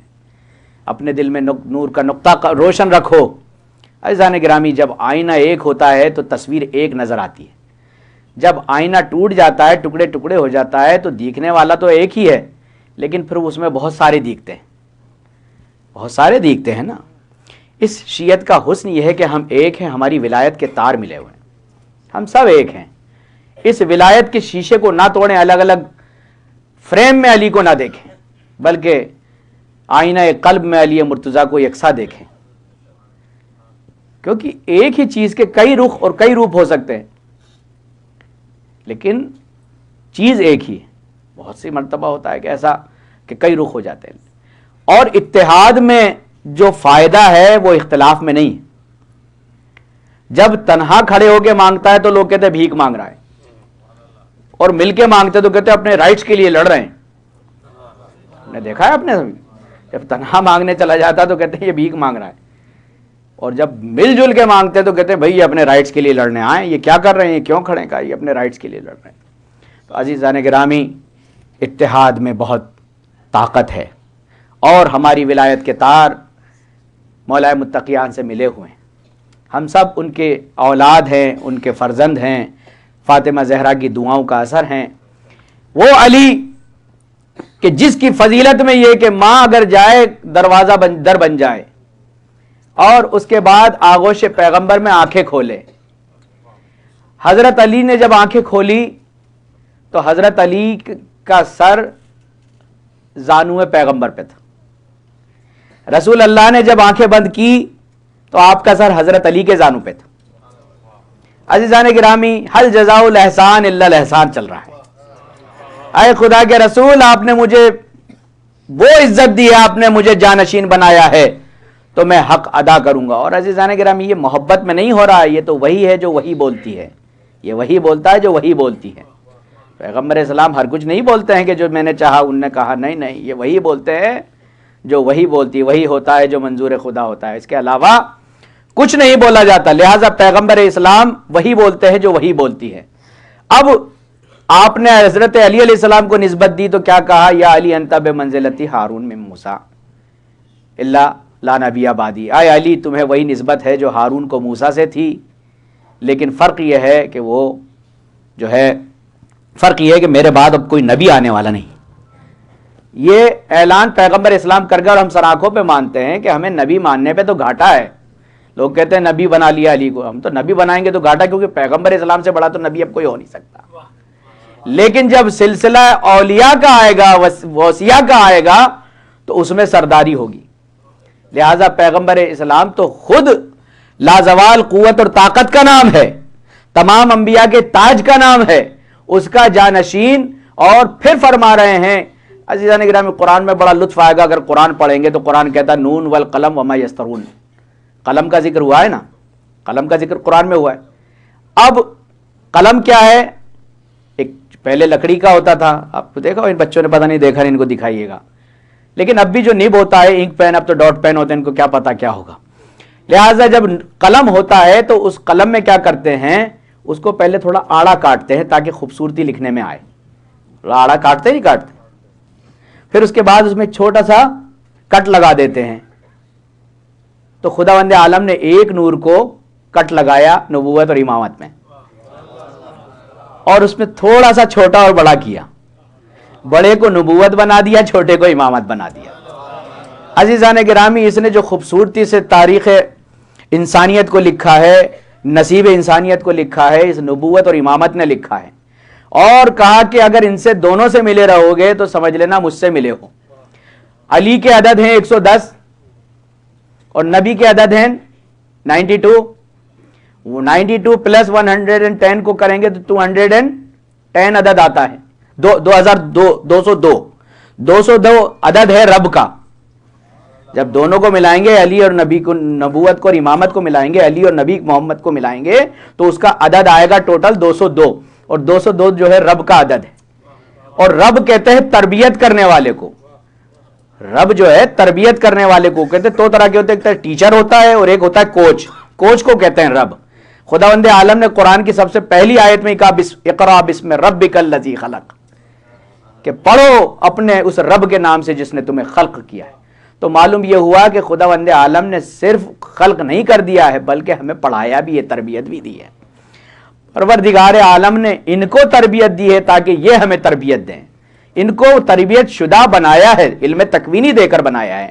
تو عزیزان گرامی، پیغمبر اسلام نے اپنے جانشین کے لیے کہا کہ علی تمہیں وہی نسبت ہے کہ جو موسیٰ کو ہارون سے تھی، اللہ نبی آبادی، لیکن میرے بعد فرق یہ ہے کہ میرے بعد کوئی نبی آنے والا نہیں ہے۔ اسی وجہ سے جو حضرت ہارون کے بچوں کا نام شبر اور شبیر تھا، وہی نام علی کے بیٹوں کا رکھا حسن اور حسین۔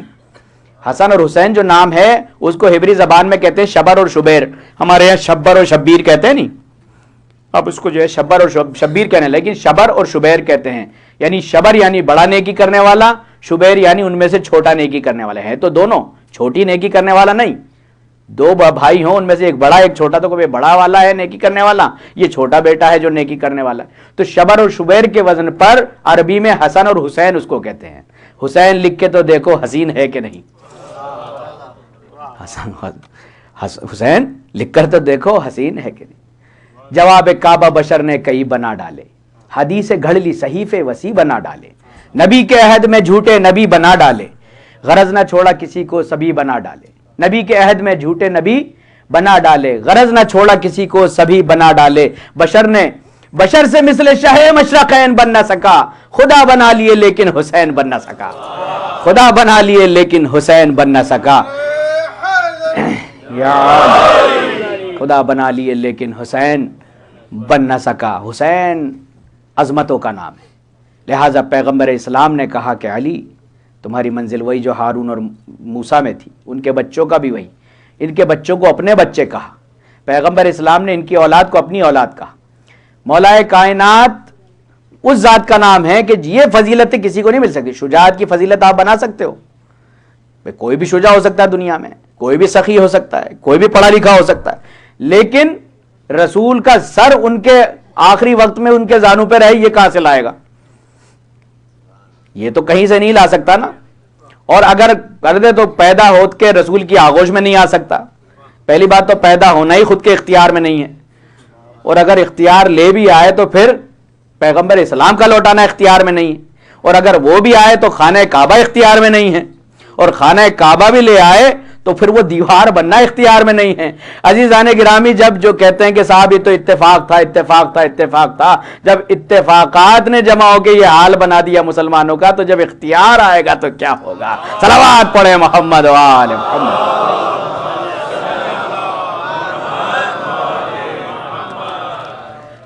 مولا کائنات کو کہا کہ ایک فضیلت یہ تھی کہ رسول اللہ پوری زندگی اٹھتے تھے اور بیٹھتے تھے تو صرف علی کا ہاتھ پکڑ کے اٹھتے تھے، عزیزان گرامی یہ کیا وجہ ہے؟ اتنے سارے صحابی تھے، یا رسول اللہ جانے قربان، آج تک نعتیں آپ پڑھیں سنیں جانے قربان، لیکن پیغمبر اسلام نے کبھی سہارا نہیں، یہاں تک کہ جب خطبہ جمعہ دے رہے ہیں اور دیکھا کہ حسین ابا کے دامن میں پیر الجھا اور آپ زمین پر ابھی گرنے ہی والے تھے، خطبے کو توڑا، ممبر کو چھوڑا، یا رسول اللہ کیا کر رہے ہیں؟ شریعت ہو رہی ہے، شریعت بیان فرما رہے ہیں، نماز جمعہ عبادت میں ہے اور خطبہ جمعہ جزو نماز ہے، جمعہ کا خطبہ مذاق نہیں ہے بلکہ اس نماز کا حصہ ہے کہ 2 رکعت پڑھی جاتی ہے، 4 کی جگہ 2 پڑھی جاتی ہے، 2 خطبے کا ثواب اور 2 نماز کا ثواب۔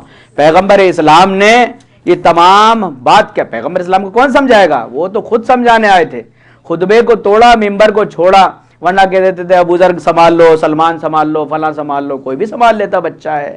اور حسین نے تو بچے تو سب کے پیارے ہوتے ہیں، اگر تو حسن حسین تو پیارے ہونے ہی چاہیے تھا، لیکن کسی کو یہ موقع نہیں دیا، پیغمبر اسلام نے خطبے کو توڑا، ممبر کو چھوڑا اور حسین کو آغوش میں لے کر آ گئے، حسین کو آغوش میں لے کر آ گئے اور فرما رہے ہیں کہ جو نہیں جانتا ہے جان لے، یہ میرا نواسا ہے، یہ میرا بیٹا ہے، حسین و منی وانا من الحسین۔ عزیزان گرامی یہ سنت یہیں سے تو پیدا ہوئی کہ قرآن کے بعد ایک خطبے میں نبی کی حدیثیں بیان کرو، خدا کا نبی بیان کر رہا ہے۔ میں کہوں گا یا رسول اللہ اتنے سارے لوگ تھے، کسی کو بھی اشارہ کیا ہوتا اور اس سے پہلے ہی لوگ سمجھنے والے تھے تو آپ فرماتے کہ تم تو صحیح کہہ رہے ہو کہ کوئی بھی سہارا حسین کو دے دیتا، لیکن یہ نامراد تھا۔ مورخین کا کیا کرتا ہے جو ہسٹریاں لکھتا ہے؟ وہ لکھتا امامت وہ ہوتی ہے جس کو صحابیت سہارا دیتی ہے، امامت وہ ہوتی ہے جس کو صحابیت سہارا دیتی ہے۔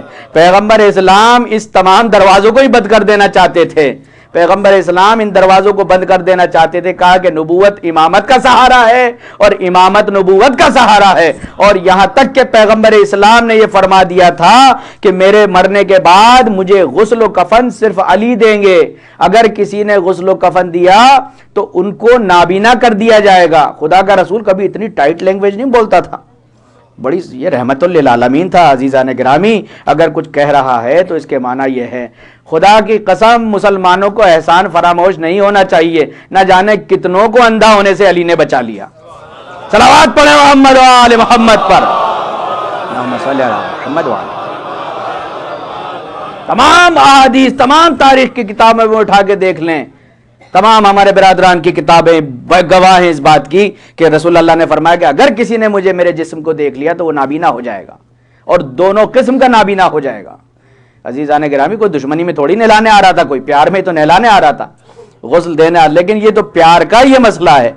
عزیزان گرامی یہ تو پیار والوں کا ہے، کیونکہ پنجتن کے معاملے میں پیغمبر اسلام کے اختیار میں کچھ نہیں تھا، خدا وند عالم نے جو حکم دیا خدا کے رسول نے اس کو اپنایا، یہاں تک کہ ام سلمہ جب قصہ یمانی میں حدیث قصہ پڑھتے ہیں ہم، حدیث قصہ میں جانے لگی تو کونا اور کھینچ لیا، ام سلمہ انت علی الخیر، ام سلمہ تم خیر پہ ہو لیکن تمہاری جگہ نہیں ہے اس میں۔ عزیزان گرامی جب خیر کو اجازت نہیں تو غیر کو کہاں سے اجازت ہوگی؟ صلوات پڑھیں محمد اللہم صلی اللہ۔ خیر کو اجازت نہیں ہے تو غیر کو کہاں سے اجازت ہوگی؟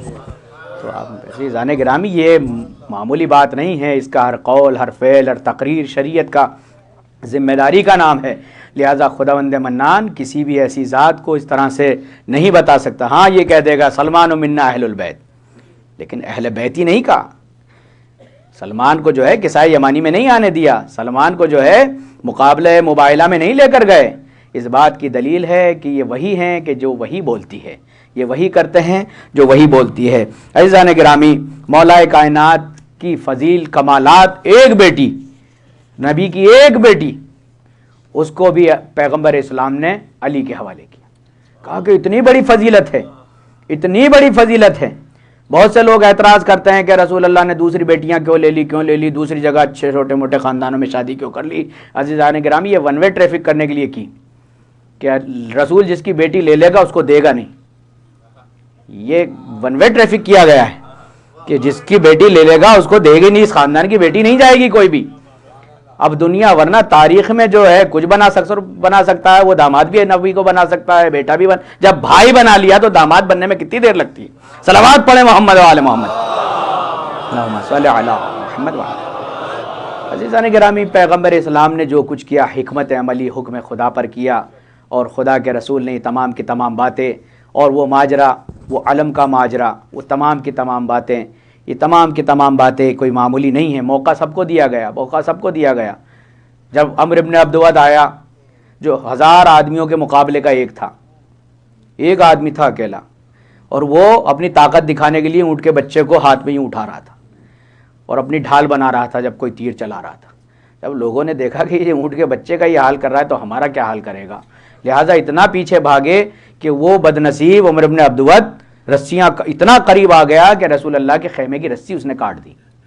جب اتنی بات ہو گئی، جو رحمت للعالمین جس کی زبان پر کبھی کوئی نیگیٹو ورڈز نہیں آئے، کبھی منفی جملات نہیں آئے، وہ فرماتے ہیں من لہذا القلب، کون ہے اس کتے کے مقابلے میں جائے؟ رسول اللہ۔ یہ تمام تواریخ اس بات کی گواہ ہیں، تاکہ بتا دیا جائے کہ جو اتنی بڑی جرأت کرتا ہے وہ اس لقب سے متصف ہونا ضروری ہے۔ اگر کوئی اتنی بڑی گستاخی کرتا ہے کہ رسول کے خیمے کی تنابوں کو کاٹ دے، تو عزیزان گرامی جو ہے جنگ خندق میں مولا کائنات کو جب اس کے بعد پیغمبر اسلام نے مولا کائنات کو بھیجا تو یہ نہیں فرمایا کہ علی جاؤ اور چلے گئے، بلکہ یہ فرمایا کہ علی تم جو جا رہے ہو اس کے معنی یہ نہیں ہے کہ تم جا رہے ہو، بلکہ آج کل کفر کے مقابلے میں کل ایمان جا رہا ہے۔ یا علی، کل کفر کے یعنی کل کفر بتایا، اور کہا کہ عمر ابن عبدود، اور ادھر علی کا پورا نام لیا، علی ابن ابی طالب۔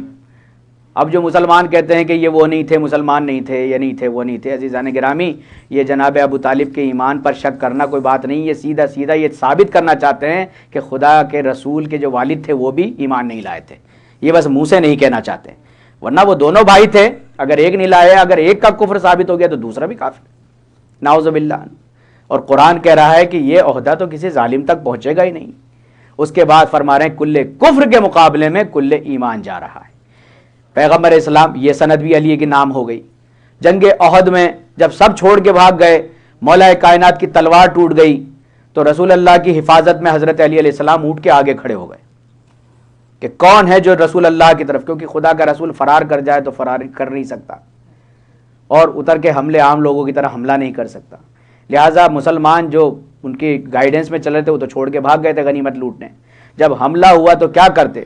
مولا کائنات اونٹ کے سامنے کھڑے ہو گئے، یا رسول اللہ میں آپ کا جو ہو، میں اپنی جان آپ پر قربان کر دوں گا۔ رسول اللہ نے دعا فرمائی، حکم ہوا کہ یا خدا کے رسول علی کی مدد کرو۔ ایک مرتبہ خدا کا رسول اونٹ پہ بیٹھا ہوا تھا، اونٹ اونچا ہوتا ہے، بلند ہوتا ہے، رسول اللہ نے جو خرمے کے درخت کی ایک ٹہنی توڑ لی، ایک شاخ، ایک برانچ توڑ کے کہا علی لو۔ اب علی یہ کہتے ہیں کہ یا رسول اللہ مذاق کا وقت نہیں ہے، تلوار ٹوٹی ہے، کوئی معمولی بات نہیں ہوئی ہے، تو تلوار ٹوٹنے کے بدلے میں رسول اللہ کہیں یہ لو خرمے کی ٹہنی سے ان کو بھگاؤ۔ جس حکم خدا سے پیغمبر اسلام نے ٹہنی کو توڑا تھا، یہ بتانا چاہتے تھے کہ دیکھو یہ نہ سمجھنا کہ ہمارے اختیارات جنگوں میں ختم ہو جاتے ہیں۔ خدا کے رسول نے جس اختیار کے ساتھ، جس اطمینان کے ساتھ ٹہنی کو توڑ کے دیا، اور علی نے اسی یقین کے ساتھ اس ٹہنی کو قبول کر لیا۔ اب جو وہ ٹہنی درخت خرما کی شاخ علی تک پہنچنا چاہتی ہے کہ جبریل امین کو حکم ہوا کہ جاؤ اس کو تلوار میں بدل دو، اور ذوالفقار نازل ہوئی۔ صلوات پڑھے محمد و آل محمد پر۔ اللہم صلی اللہ علیہ وسلم۔ آپ تھوڑا سا آگے چلے،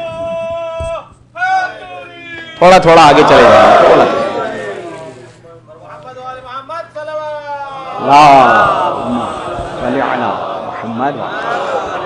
عزیزان گرامی یہ یقین کی بنیاد پر سارا کچھ ہوا ہے۔ اب ہم کہیں کہ ہمیں بھی ملنا چاہیے تھا، کیسے ملے؟ ہمارا یقین ہی نہیں ہے، ہمارا تو یقین ہی نہیں کہ یا رسول اللہ ٹہنی دے رہے ہو آپ ہمیں، اگر ایک جملہ بول دیں تو۔ عزیزان گرامی 3 چیزیں جو تھی فرشتہ تھی، ہماری ایک خواہر نے ایک سوال کیا تھا اور بہت اچھا سوال کیا تھا، 3 چیزیں فرشتہ تھی جو دنیا میں بھیجی گئیں۔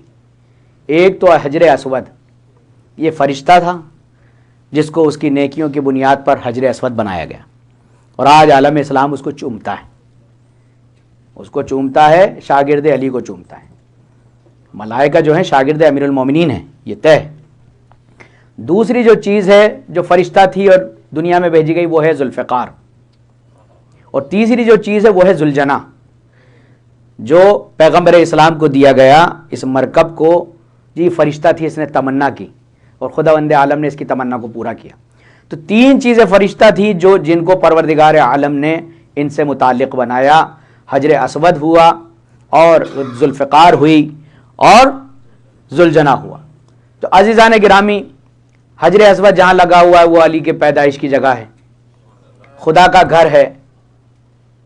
علی کی جائے ولادت کی بات جب آئی، کہا خدا نے ہم اپنا مکان دیتے ہیں، فراز دار سے میسم بیان دیتے ہیں، رہے گا ذکر علی ہم بیان دیتے ہیں، ہم زبان دیتے ہیں۔ اور علی کی جائے ولادت کی بات جب آئی، کہا خدا نے ہم اپنا مکان دیتے ہیں۔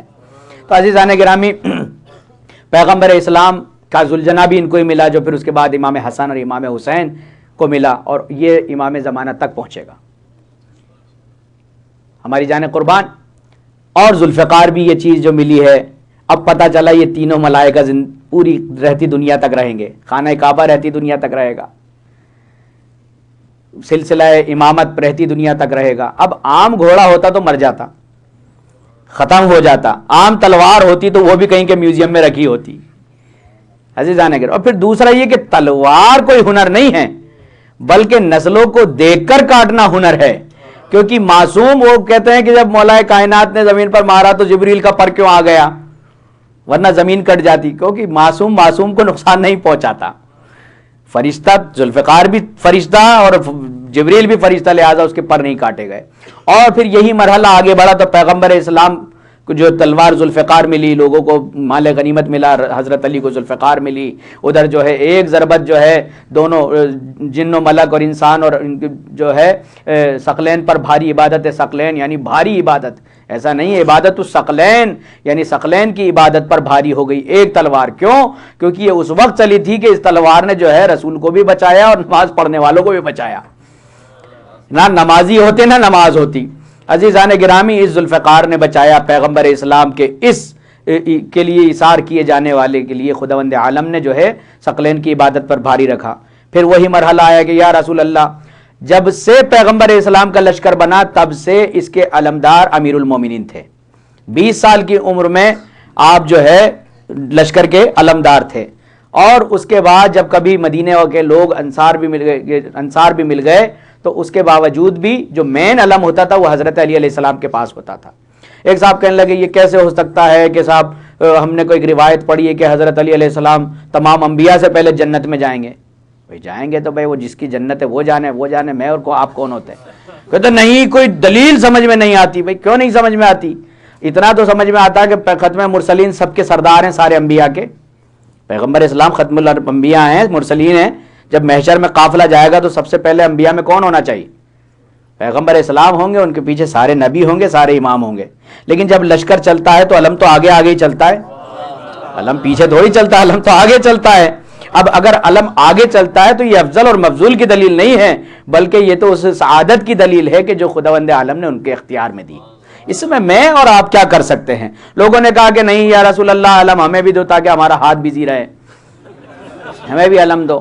اہل دل کے لیے پرجوش کہانی ہے علم، عظمت آل محمد کی نشانی ہے علم، فوج کا دل ہے سپاہی کی جوانی ہے علم، دوستو لشکر اسلام کا جانی ہے علم، اور دست غدار پہ کھلتا نہیں ہلتا ہے علم، اس لیے دست وفادار کو ملتا ہے علم۔ دست اہل دل کے لیے پرجوش کہانی ہے علم، عظمت آل محمد کی نشانی ہے علم، فوج کا دل ہے سپاہی کی جوانی ہے علم، دوستو لشکر اسلام کا جانی ہے علم، دست غدار پہ کھلتا نہیں ہلتا ہے علم، اس لیے دست وفادار کو ملتا ہے علم، اور چھٹ گئی غم کی گھٹا نیند سے جاگا ہے علم، دست عباس پہ سونے پہ سہاگا ہے علم، دست عباس پہ سونے پہ سہاگا ہے علم۔ اللہم صلی علی محمد۔ رسول اللہ نے کہا ٹھیک ہے، یہ علم اس وقت مل سکتا ہے کہ جب علی نہ ہو، سبسٹیٹیوٹ اس وقت مل سکتا ہے، ڈونیٹ کا استعمال اس وقت ہوگا جب مینٹائر۔ پیغمبر اسلام نے کہا جاؤ تم جاؤ۔ یا رسول اللہ وہ تو بڑے جرار ہیں، واپس آ گئے، کہا کہ دوسرے کو دیا جائے۔ یہ ٹیسٹ جس کا مسلمانوں نے ٹیسٹ کیا، اس کا ٹیسٹ رسول اللہ لے کر چلے گئے۔ گانے گرامی، یہ پاس ہونے والے لوگوں کو نہیں دیا جا رہا ہے، یہ فیل ہونے والوں کو دیا جا رہا ہے کہ رسول نے جو کچھ کیا اس کا بالکل مخالف کریں گے۔ یہ مسلمانوں کے خدا کے رسول نے یہ تو کہا تھا قُلْ لَا أَسْأَلُكُمْ عَلَيْهِ أَجْرًا إِلَّا الْمَوَدَّةَ فِي الْقُرْبَى، اللہ کی زبان میں رسول نے کہا تھا، نہیں کہا تھا کہ میں نے جو کچھ زحمتیں کی ہیں اس کا بدلہ میری آل کی محبت اور مودت ہے۔ جناب زینب نے یہ تو فرمایا کہ اگر یہ بھی نہ کہتے تو اس سے زیادہ ظلم نہیں کر سکتے تھے، اگر رسول اللہ نے یہ بھی نہ کیا ہوتا بھائی چلو اس لیے کہ بھائی نہیں کہا، کہنے کے باوجود یہ ظلم کی انتہا کر رہے ہیں۔ عزیزان گرامی دوسرے کو دیا، دوسرے بھی یہی کر کے آ گئے، یعنی 18 دن کا پیریڈ بہت ہوتا ہے، 2 ہفتے کے جو 2 ویک ہے وہ پورا اختیار دیا گیا کہ جو کرنا چاہتا ہے کر لے، لیکن کیا کریں، ایک تو کمبختوں نے قلعہ بڑا مضبوط بنایا ہوا تھا اور اوپر سے ساری چیزیں تیار تھی، نجومی بھی تیار تھے، جادوگر بھی تیار تھے، اور خندق وہ جو بنی ہوئی تھی بیچ میں ایک کھائی بنی ہوئی تھی اور کھائی میں جو ہے آگ جلی ہوئی تھی، کبھی آگ سے بچنا چاہتے ہیں، یعنی آگ کی آگ سے بچنا چاہتے ہیں، وہاں کی آگ سے نہیں بچنا چاہتے۔ مولا کائنات کا بڑا سنہری قول ہے، آپ فرماتے ہیں کہ انسان موت سے فرار کرنا چاہتا ہے جہنم سے نہیں، جبکہ جہنم سے بچا جا سکتا ہے موت سے نہیں۔ انسان موت سے بچنا چاہتا ہے جہنم سے نہیں، جبکہ موت سے نہیں بچا جا سکتا، جہنم سے بچا جا سکتا ہے۔ یعنی جو اختیارات دیے جا رہے ہیں 18 دن ہو گئے اور شکست پہ شکست کھاتا چلا آ رہا ہے، یا رسول اللہ ایسا نہ ہو کہ پورا مہینہ گزر جائے اور کفار کو یہ زوم آ جائے کہ کافر اس طاقت کا نام ہے کہ جس کو ایمان اسلام نہ توڑ پائے۔ لہٰذا نادے علی مظہر العجائب کی آواز بلند ہوئی، مولا کائنات نے طے العرض کیا، اور طے العرض کرنے کے بعد جب آپ خیبر میں پہنچے ہیں تو یہ نہیں کہا یا رسول اللہ دیکھا مولا کائنات کے آنکھوں پہ ورم آ رہا ہے۔ بہرحال یہ تاریخ کی بات ہے، اب وہ ورم ہے نہیں ہے، تاریخ نے جو کچھ لکھ دیا، بہرحال اگر تھا بھی تو مولا کائنات کی آنکھوں کے ورم پر پیغمبر اسلام نے جو ہے اپنا لعاب دہن لگایا۔ اس پہ بھی لوگ اعتراض کیا، تھوک ہی تو لگایا اور کیا لگایا۔ قرآن بھی جب پلٹتے ہیں تو صحیح پلٹتے ہیں، آدمی جب پلٹتا ہے قرآن کے اوراق کو پلٹتا ہے تو اسی کے ذریعے استعمال کرتا ہے، تو یہ توہین کے معنی میں ہے یا عزت کے معنی میں؟ تو پیغمبر اسلام نے لعاب دہن لگایا، اور پیغمبر اسلام کے لعاب دہن لگتے ہی مولا کائنات فرماتے ہیں کہ پھر کبھی کسی بھی طرح کی آنکھوں نے مجھے پریشان نہیں کیا۔ ایک مرتبہ رسول اللہ سے یہ نہیں کہا یا رسول اللہ میں ایسا ہوں ویسا ہوں، نہیں، بلکہ ایک مرتبہ پہلے ہی مسلمانوں کو کہہ چکے تھے کہ کل علم اس کو دوں گا جو کرار ہو، غیر فرار ہو، بڑھ بڑھ کے حملے کرتا ہو۔ اور ایک شرط ایسی لگا دی، سارے ہو سکتی تھی شرطیں، ساری ہو سکتی تھی، جب کوئی مرنے پہ ہی آ جائے تو فرار کیوں کرے گا، کوئی بھی کر سکتا تھا، لیکن شرط یہ تھی کہ وہ اللہ اور رسول کو دوست رکھتا ہو، یہ بھی اختیار میں ہے، لیکن اللہ اور رسول بھی اس کو دوست رکھتے ہوں، یہ اختیار میں نہیں تھا۔ کیوں؟ کیونکہ قرآن مجید کی آیت ہے، جو لوگوں نے کہا ہم تو اللہ سے محبت کرتے ہیں، اللہ سے محبت کرتے ہیں، اللہ سے اتنی محبت کر لی کہ بہت سے لوگ تو اللہ میاں کے لیے جو کہتے ہیں کہ اللہ میاں کی بیوی بن گئی، بہت سی تو کہتی ہیں سدا سہاگن ہیں یہ بابا۔ سدا سہاگن تو وہی ہوگا جس کا سہاگ نہ اجڑے، اور ہمیشہ تو اللہ کو رہنا، تو یعنی اللہ کی محبت میں ایسے ایسے اعلان اور ایسی ایسی باتیں۔ لیکن پیغمبر اسلام نے کہا، قرآن نے کہا کہ قل ان کنتم تحبون اللہ فاتبعونی، اے میرے رسول مجھ سے محبت کرنے کا دعویٰ کرنے والوں سے کہہ دو کہ اگر تم اللہ سے محبت کرتے ہو تو رسول کی پیروی کرو۔ قل سورہ آل عمران کی آیت ہے، قل ان کنتم تحبون اللہ فاتبعونی یحببکم اللہ، اللہ بھی تم سے محبت کرے گا۔ اگر تم اللہ کے رسول کی محبت نہیں بلکہ پیروی کرو گے تو اللہ بھی تم سے محبت کر دے گا، اور یغفر لکم ذنوبکم، اور تمہارے گناہوں کو بھی معاف کر دے گا۔ عزیزان گرامی اگر پیروی کی جائے پیغمبر اسلام کی تو پیغمبر اسلام نے اس کو بھیجا کہ جس کے لیے پہلے ایک دن پہلے بتا چکے تھے کہ کل میں علم اس کو دوں گا۔ اب لوگ سوچ رہے تھے آخر ایسا کون ہے کہ جو کرار ہو غیر فرار ہو، کیونکہ سب جانتے تھے کہ کس کا کریڈٹ کارڈ کیسا ہے، سب کو معلوم تھا، سب کو سامنے ڈسکلوز ہوا تھا کہ کون کتنا بھاگا ہے اور کون کتنا جانتا ہے۔ ہاں پیچھے کی طرف بھاگنے میں بہت ماہر تھے بہت سے لوگ، کہ ایسے ایسے کہ واپس آنے میں 3-4 دن لگ جاتے تھے، ایسا بھی معاملہ ہوتا تھا۔ لیکن مولا کائنات کو جب بھیجا، علم لے کر مولا کائنات چلے، اور چلنے کے بعد مولا کائنات نے اس کھائی کو بھی دیکھا، اور جانے کے بعد باب خیبر میں اپنی انگلیوں کو گاڑ دیا۔ باب خیبر کو میں اپنی انگلیوں کو، ایک ہلکا سا اشارہ تھا جو دروازہ اٹھا، ایک ہلکا سا اشارہ تھا جو دروازہ اٹھا۔ یہ فضیلت مختصر ہے، قوت حیدر کے ساتھ، اور انگلیوں کی ساری طاقت بھی علی نے روک لی، ورنہ دیواریں بھی کھچاتی در خیبر کے ساتھ۔ انگلیوں کی ساری طاقت بھی علی نے روک لی، ورنہ دیواریں بھی کھچاتی در خیبر کے ساتھ۔ عزیزان گرامی، وہ جو دروازہ خیبر تھا، وہ دروازہ کھلتا نہیں تھا بلکہ وہ برج تھا، وہ کھلتا نہیں تھا بلکہ وہ یہ نیچے گرتا تھا، جب گرتا تھا تو وہ جو اسپیس تھا، جو کھائی تھی، اس پہ وہ پل بن جاتا تھا، اور پھر اس کے اوپر عزیزان گرامی جس پہ سے لشکر اور گھوڑے اور اونٹ گزرے وہ کتنا مضبوط ہوگا، آپ اس کا اندازہ لگائیں۔ لہٰذا وہ تمام کی تمام مولا کائنات نے اس دروازے کو ہی اکھاڑ دیا۔ اب ادھر والوں کا تو قصہ ہی تمام کے ادھر سے کچھ ہوگا۔ لہٰذا اب پیغمبر اسلام کے اس جانشین نے اپنی ہتھیلی پر باب خیبر کو لے کر فوج اسلام کے مسلمانوں سے کہا کہ آؤ، اس کے کھلنے کا انتظار کر رہے تھے نا، آؤ اس کے کھلنے کا انتظار کر رہے تھے، آج علی نے تمہارے لیے راستہ ہموار کر دیا ہے، تم چلو پیچھے پیچھے میں تمہارے آ رہا ہوں۔ عزیزان گرامی، لوگوں نے کہا یا رسول اللہ، علی کو دیکھیے دروازہ توڑ دیا ہے اور اپنے ہاتھوں پہ دروازہ لیے ہوئے ہیں، علی کے ہاتھوں کو دیکھو کتنی طاقت ہے۔ رسول اللہ نے فرمایا تم علی کے ہاتھ دیکھتے ہو، میں علی کے پیر دیکھ رہا ہوں، یہ دیکھو ہوا پہ کھڑا ہو کے دروازے کو پکڑے ہوئے ہیں۔ یعنی یہ بتا دینا چاہتے تھے کہ جب کوئی قوت پروردگار کا استعمال کرتا ہے تو پھر آسمان کی ہواؤں پہ بھی سیر کرتا ہے، اور یہ تمام کی تمام باتیں آسان ہو گئی۔ اب وہ جو وہ قلعے کا بادشاہ تھا، وہ جو قلعے کے لوگ تھے، وہ اپنے ساتھ جادوگر بھی لائے تھے، اپنے ساتھ جو ہے وہ نجومی بھی لائے تھے، اور ساری باتوں کو طے کیا ہوا تھا۔ انہوں نے یہ کہا تھا کہ یہ ایسا ماحول ہے کہ اس میں مسلمان جیتنے والے نہیں ہیں، کیونکہ تمہارا دروازہ بڑا مضبوط ہے، تم بڑے کامیاب ہو، اتنے میں جتنا چاہو ان کو تھکا لو اور جتنا مار لو۔ جب انہوں نے کہا کہ یہ کیا بات ہے کہ دروازہ کیسے ٹوٹ گیا، کہا کہ ہمارے ایک دو ستارے راستے سے ادھر ادھر ہو گئے ہیں۔ اس کے بعد مولا کائنات آئے، اور آنے کے بعد جس بلندی پر وہ جادوگر بیٹھے تھے اور مرحب و انتر بیٹھے ہوئے تھے، مولا کائنات نے ایک مرتبہ اوپر کی طرف گئے ہیں، اور جانے کے بعد اس چٹان پر دین کے علم کو گاڑ کر آ گئے ہیں۔ کہا کہ یہ سب باتیں سمجھ میں آتی ہیں، لکڑی ٹوٹنے کا نام ہے، لکڑی ٹوٹنے کا نام ہے، لشکر اندر آنے کا نام ہے، تلواریں چلنے کا نام ہے، لیکن پتھر میں یہ نیزہ گڑنے کے کیا معنی ہے؟ نجومی نے کہا کہ میری کیلکولیشن کہہ رہی ہے کہ ایک ستارہ ہے، جب وہ طلوع ہوتا ہے تو پتھر موم ہو جاتا ہے، پتھر موم ہو جاتا ہے۔ عزیزان گرامی، مسلمانوں سے میرا خطاب ہے، وہ تو دشمن تھے جو یہ کہہ رہے تھے، کہا کہ پتھر موم ہو جاتا ہے۔ علی نے علم کو واپس نکال لیا، کہا کہ اب بتا تیری کیلکولیشن کیا کہتی ہے؟ کہا علی اب یہ ستارہ ٹھیک 36,000 سال بعد نکلے گا۔ علی نے کہا پھر کیلکولیٹ کر لے، کہا علی 16 سے کم نکل نہیں سکتا، کہا ایک مرتبہ اور گن لے، کہا اگر 5 سال سے کم پہ 5,000 سال سے کم پہ نکل جائے تو میں اب تمہاری غلامی اختیار کر لوں گا۔ مولا کائنات واپس چلے، ایک مرتبہ اس نے کہا علی رک جاؤ، یہ واپس آ گیا ہے، یہ واپس آ گیا ہے۔ مولا کائنات نے کہا کہ اس کو اتفاق نہ سمجھنا، جب اتفاقوں نے تمہارے سامنے جھڑی لگا دی ہے تو جب ہمارے اختیارات بولیں گے تو پھر کیا ہوگا؟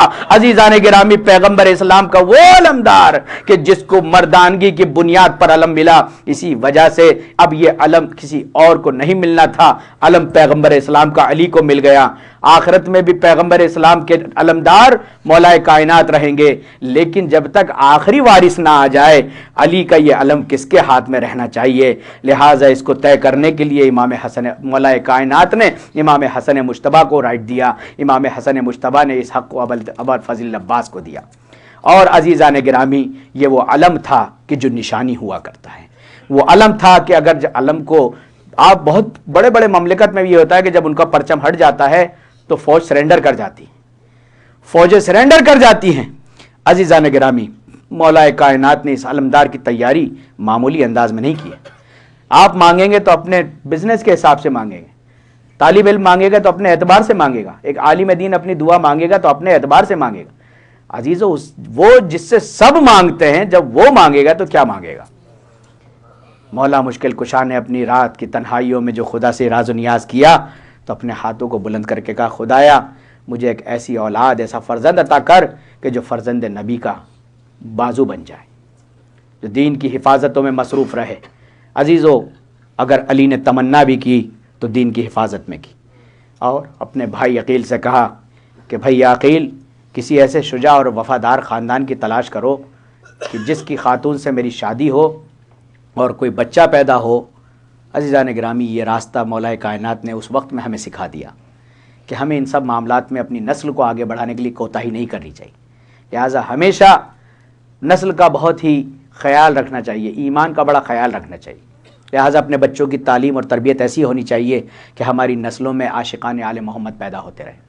عزیزان گرامی، جناب عقیل نے کہا کہ میں نے انصاب عرب تھے، نسبوں کو جانتے تھے، لہٰذا جناب عقیل نے کہا کہ ایک قبیلہ ایسا ہے کہ جس کے خاندان میں وفا اور بہادری اور شجاعت ان کا شعار ہے، لہٰذا مولا کائنات نے جناب عقیل کو بھیجا۔ آپ قبیلہ بنی کلاب میں گئے اور بنی کلابیہ میں جب جانے کے بعد اس کے سردار سے کہا عقیل کیسے آئے، ہمیں یاد کر لیا ہوتا۔ جب دیکھا کہ خاندان بنی ہاشم کا کوئی نمائندہ آیا ہے، سردار نے اپنی مسند کو چھوڑا اور اپنے پاس بٹھایا کہ تشریف رکھیے، آپ ہمارے مہمان ہیں۔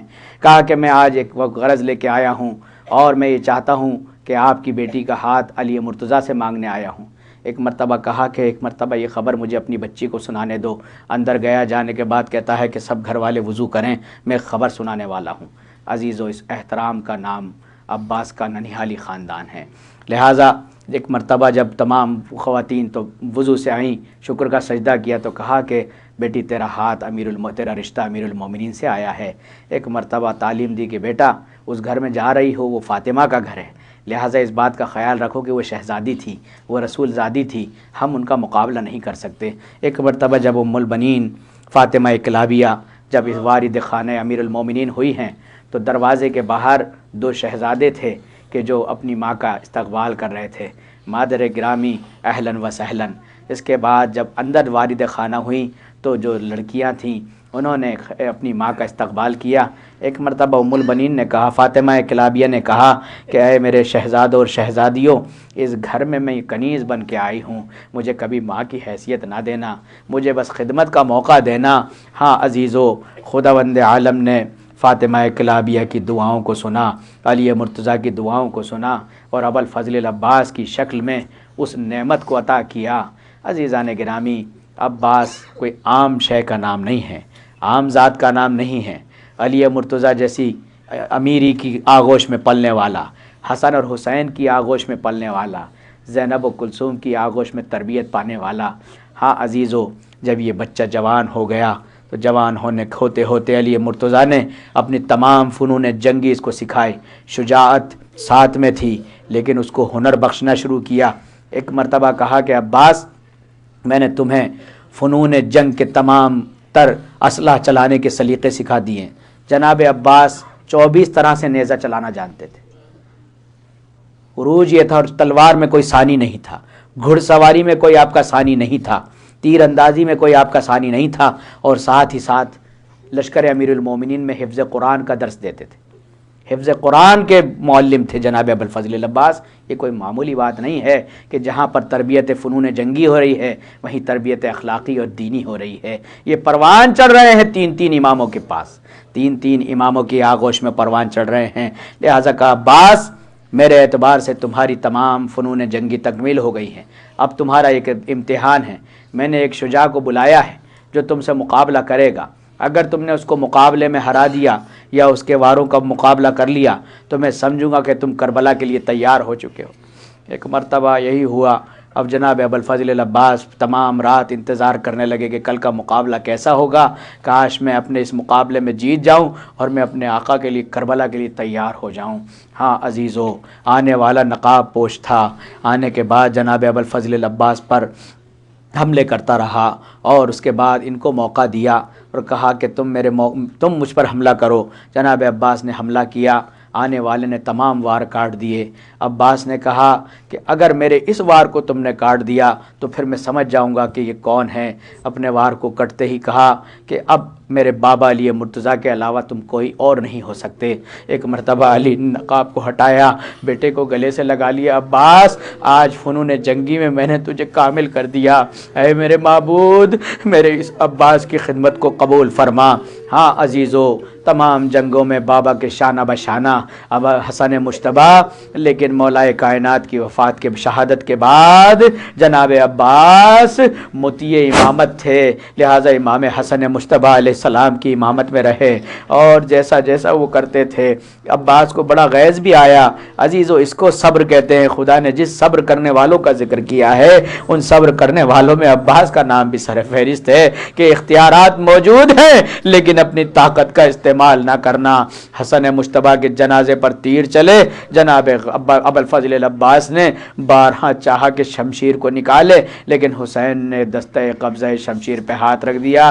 بھیا بھی ہم غم میں مبتلا ہیں، میرے بھائی کا جنازہ دفنانا ہے، لہٰذا ہم جنگ کا قصد نہیں رکھتے۔ عزیزو جب امام حسین علیہ السلام کو والی مدینہ نے بلایا تو جناب ابوالفضل العباس شمشیر لے کر جناب زینب کے حکم سے گئے، کہا کہ میرے ماجائے کا خیال رکھنا، لیکن حسین نے دربار کے باہر رہنے کو کہا کہ عباس اگر کچھ میں خطرہ محسوس کروں گا تو میری آواز بلند ہو جائے گی۔ اور وہی ہوا کہ جب حسین کو زبردستی بیعت کرنے کے لیے اصرار کیا گیا تو مولا نے اپنی آواز کو بلند کر دیا۔ جناب ابوالفضل العباس قبضہ شمشیر پہ ہاتھ رکھ کر دربار میں وارد ہو گئے۔ علی اکبر اور محمد و قاسم ساتھ ہیں۔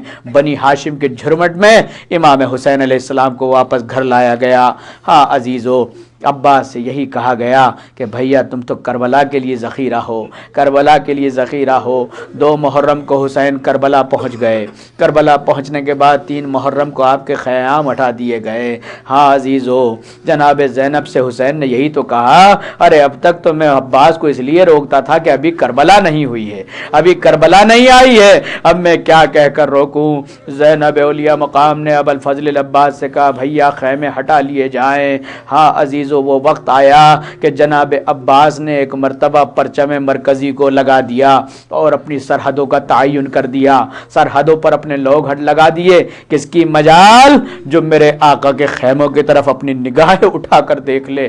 عزیزو عباس کو امیر المومنین نے تمام فنون جنگی سے آراستہ کیا تھا، لیکن ہر بار جب ابوالفضل العباس آقا کی خدمت میں آتے ہیں کہتے ہیں آقا مجھے جنگ کی اجازت دے دیے، تو آپ فرماتے ہیں عباس تم تو لشکر کے علمدار ہو، اے بھیا تم لشکر کے علمدار ہو۔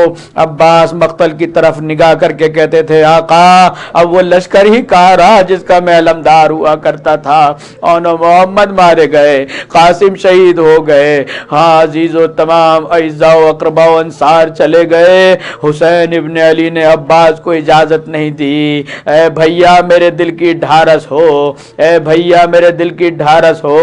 ایک مرتبہ جناب سکینہ کی آواز کو ابوالفضل العباس نے سنا۔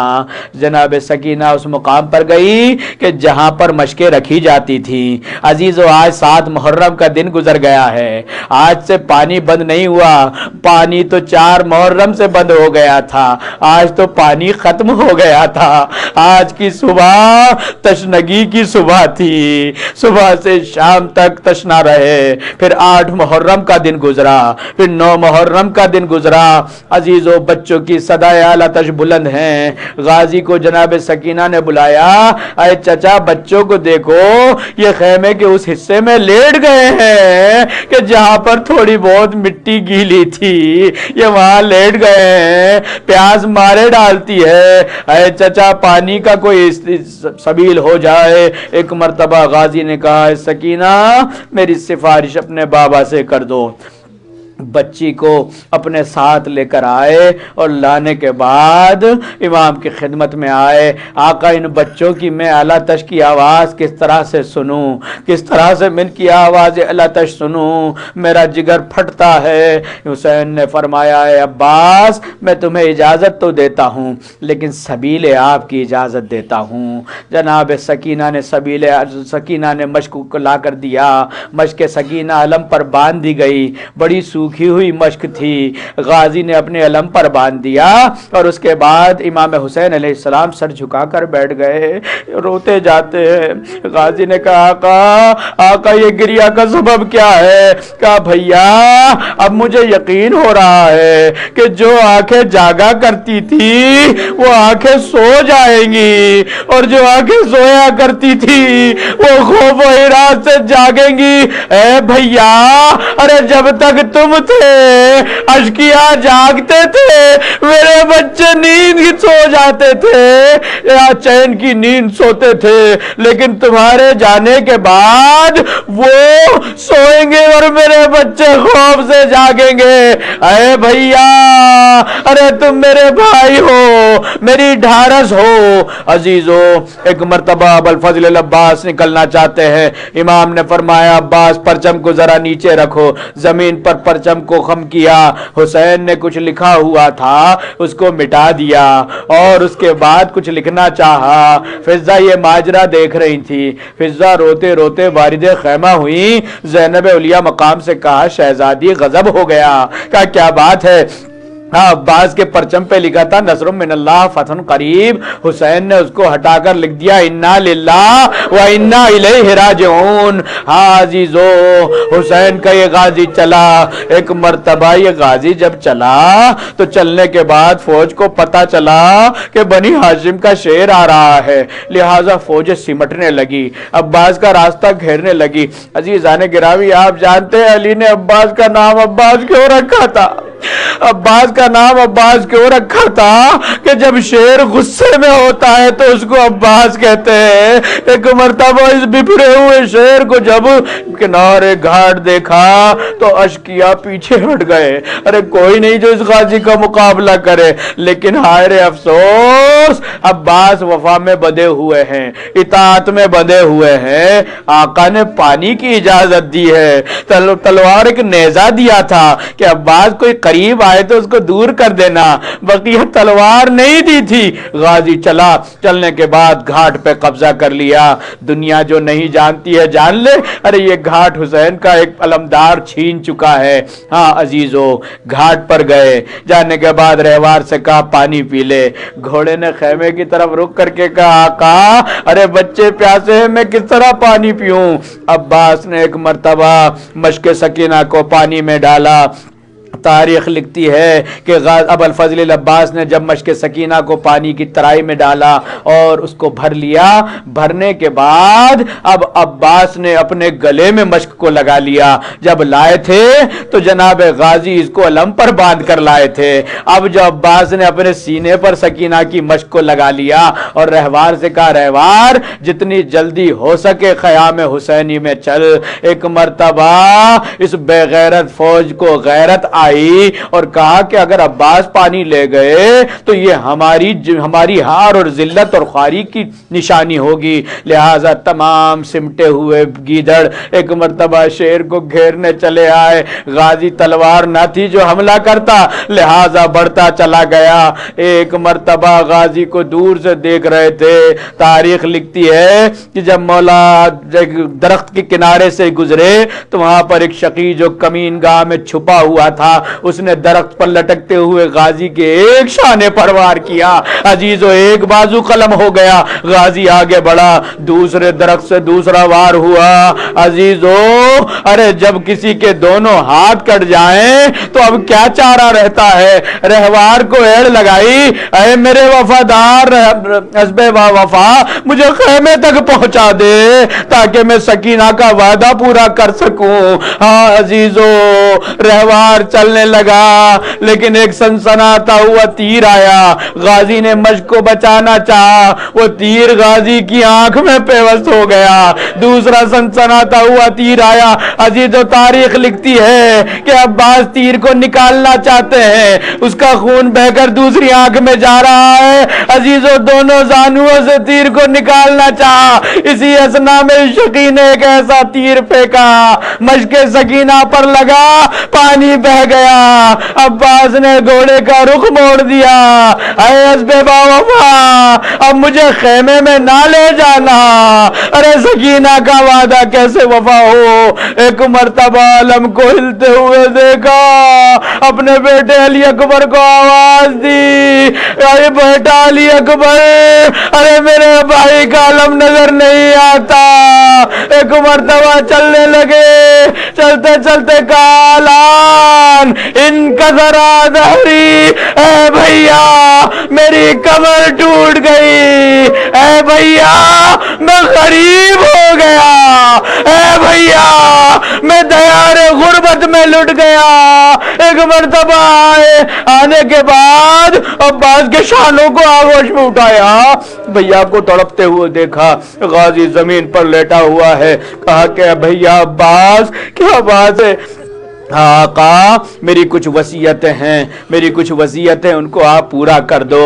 کہا بھیا عباس بولو کیا بات ہے؟ کہا آقا ایک تو یہ کہ جب اس دنیا میں آیا تھا تو آپ کی دیدار اور زیارت کی تھی، دنیا سے جانا چاہتا ہوں، لہٰذا ایک آنکھ میں تو تیر لگ گیا، دوسری آنکھ خون سے چھپ گئی ہے، آقا میری آنکھ کو اتنی روشنی ضیا دے دیجئے میں آپ کے چہرے انور کی زیارت کر لوں۔ میرے مولا نے آنکھ کے تیر کو نکالا، ارے اپنی قبا کی آستین سے آنکھ کے خون کو صاف کیا۔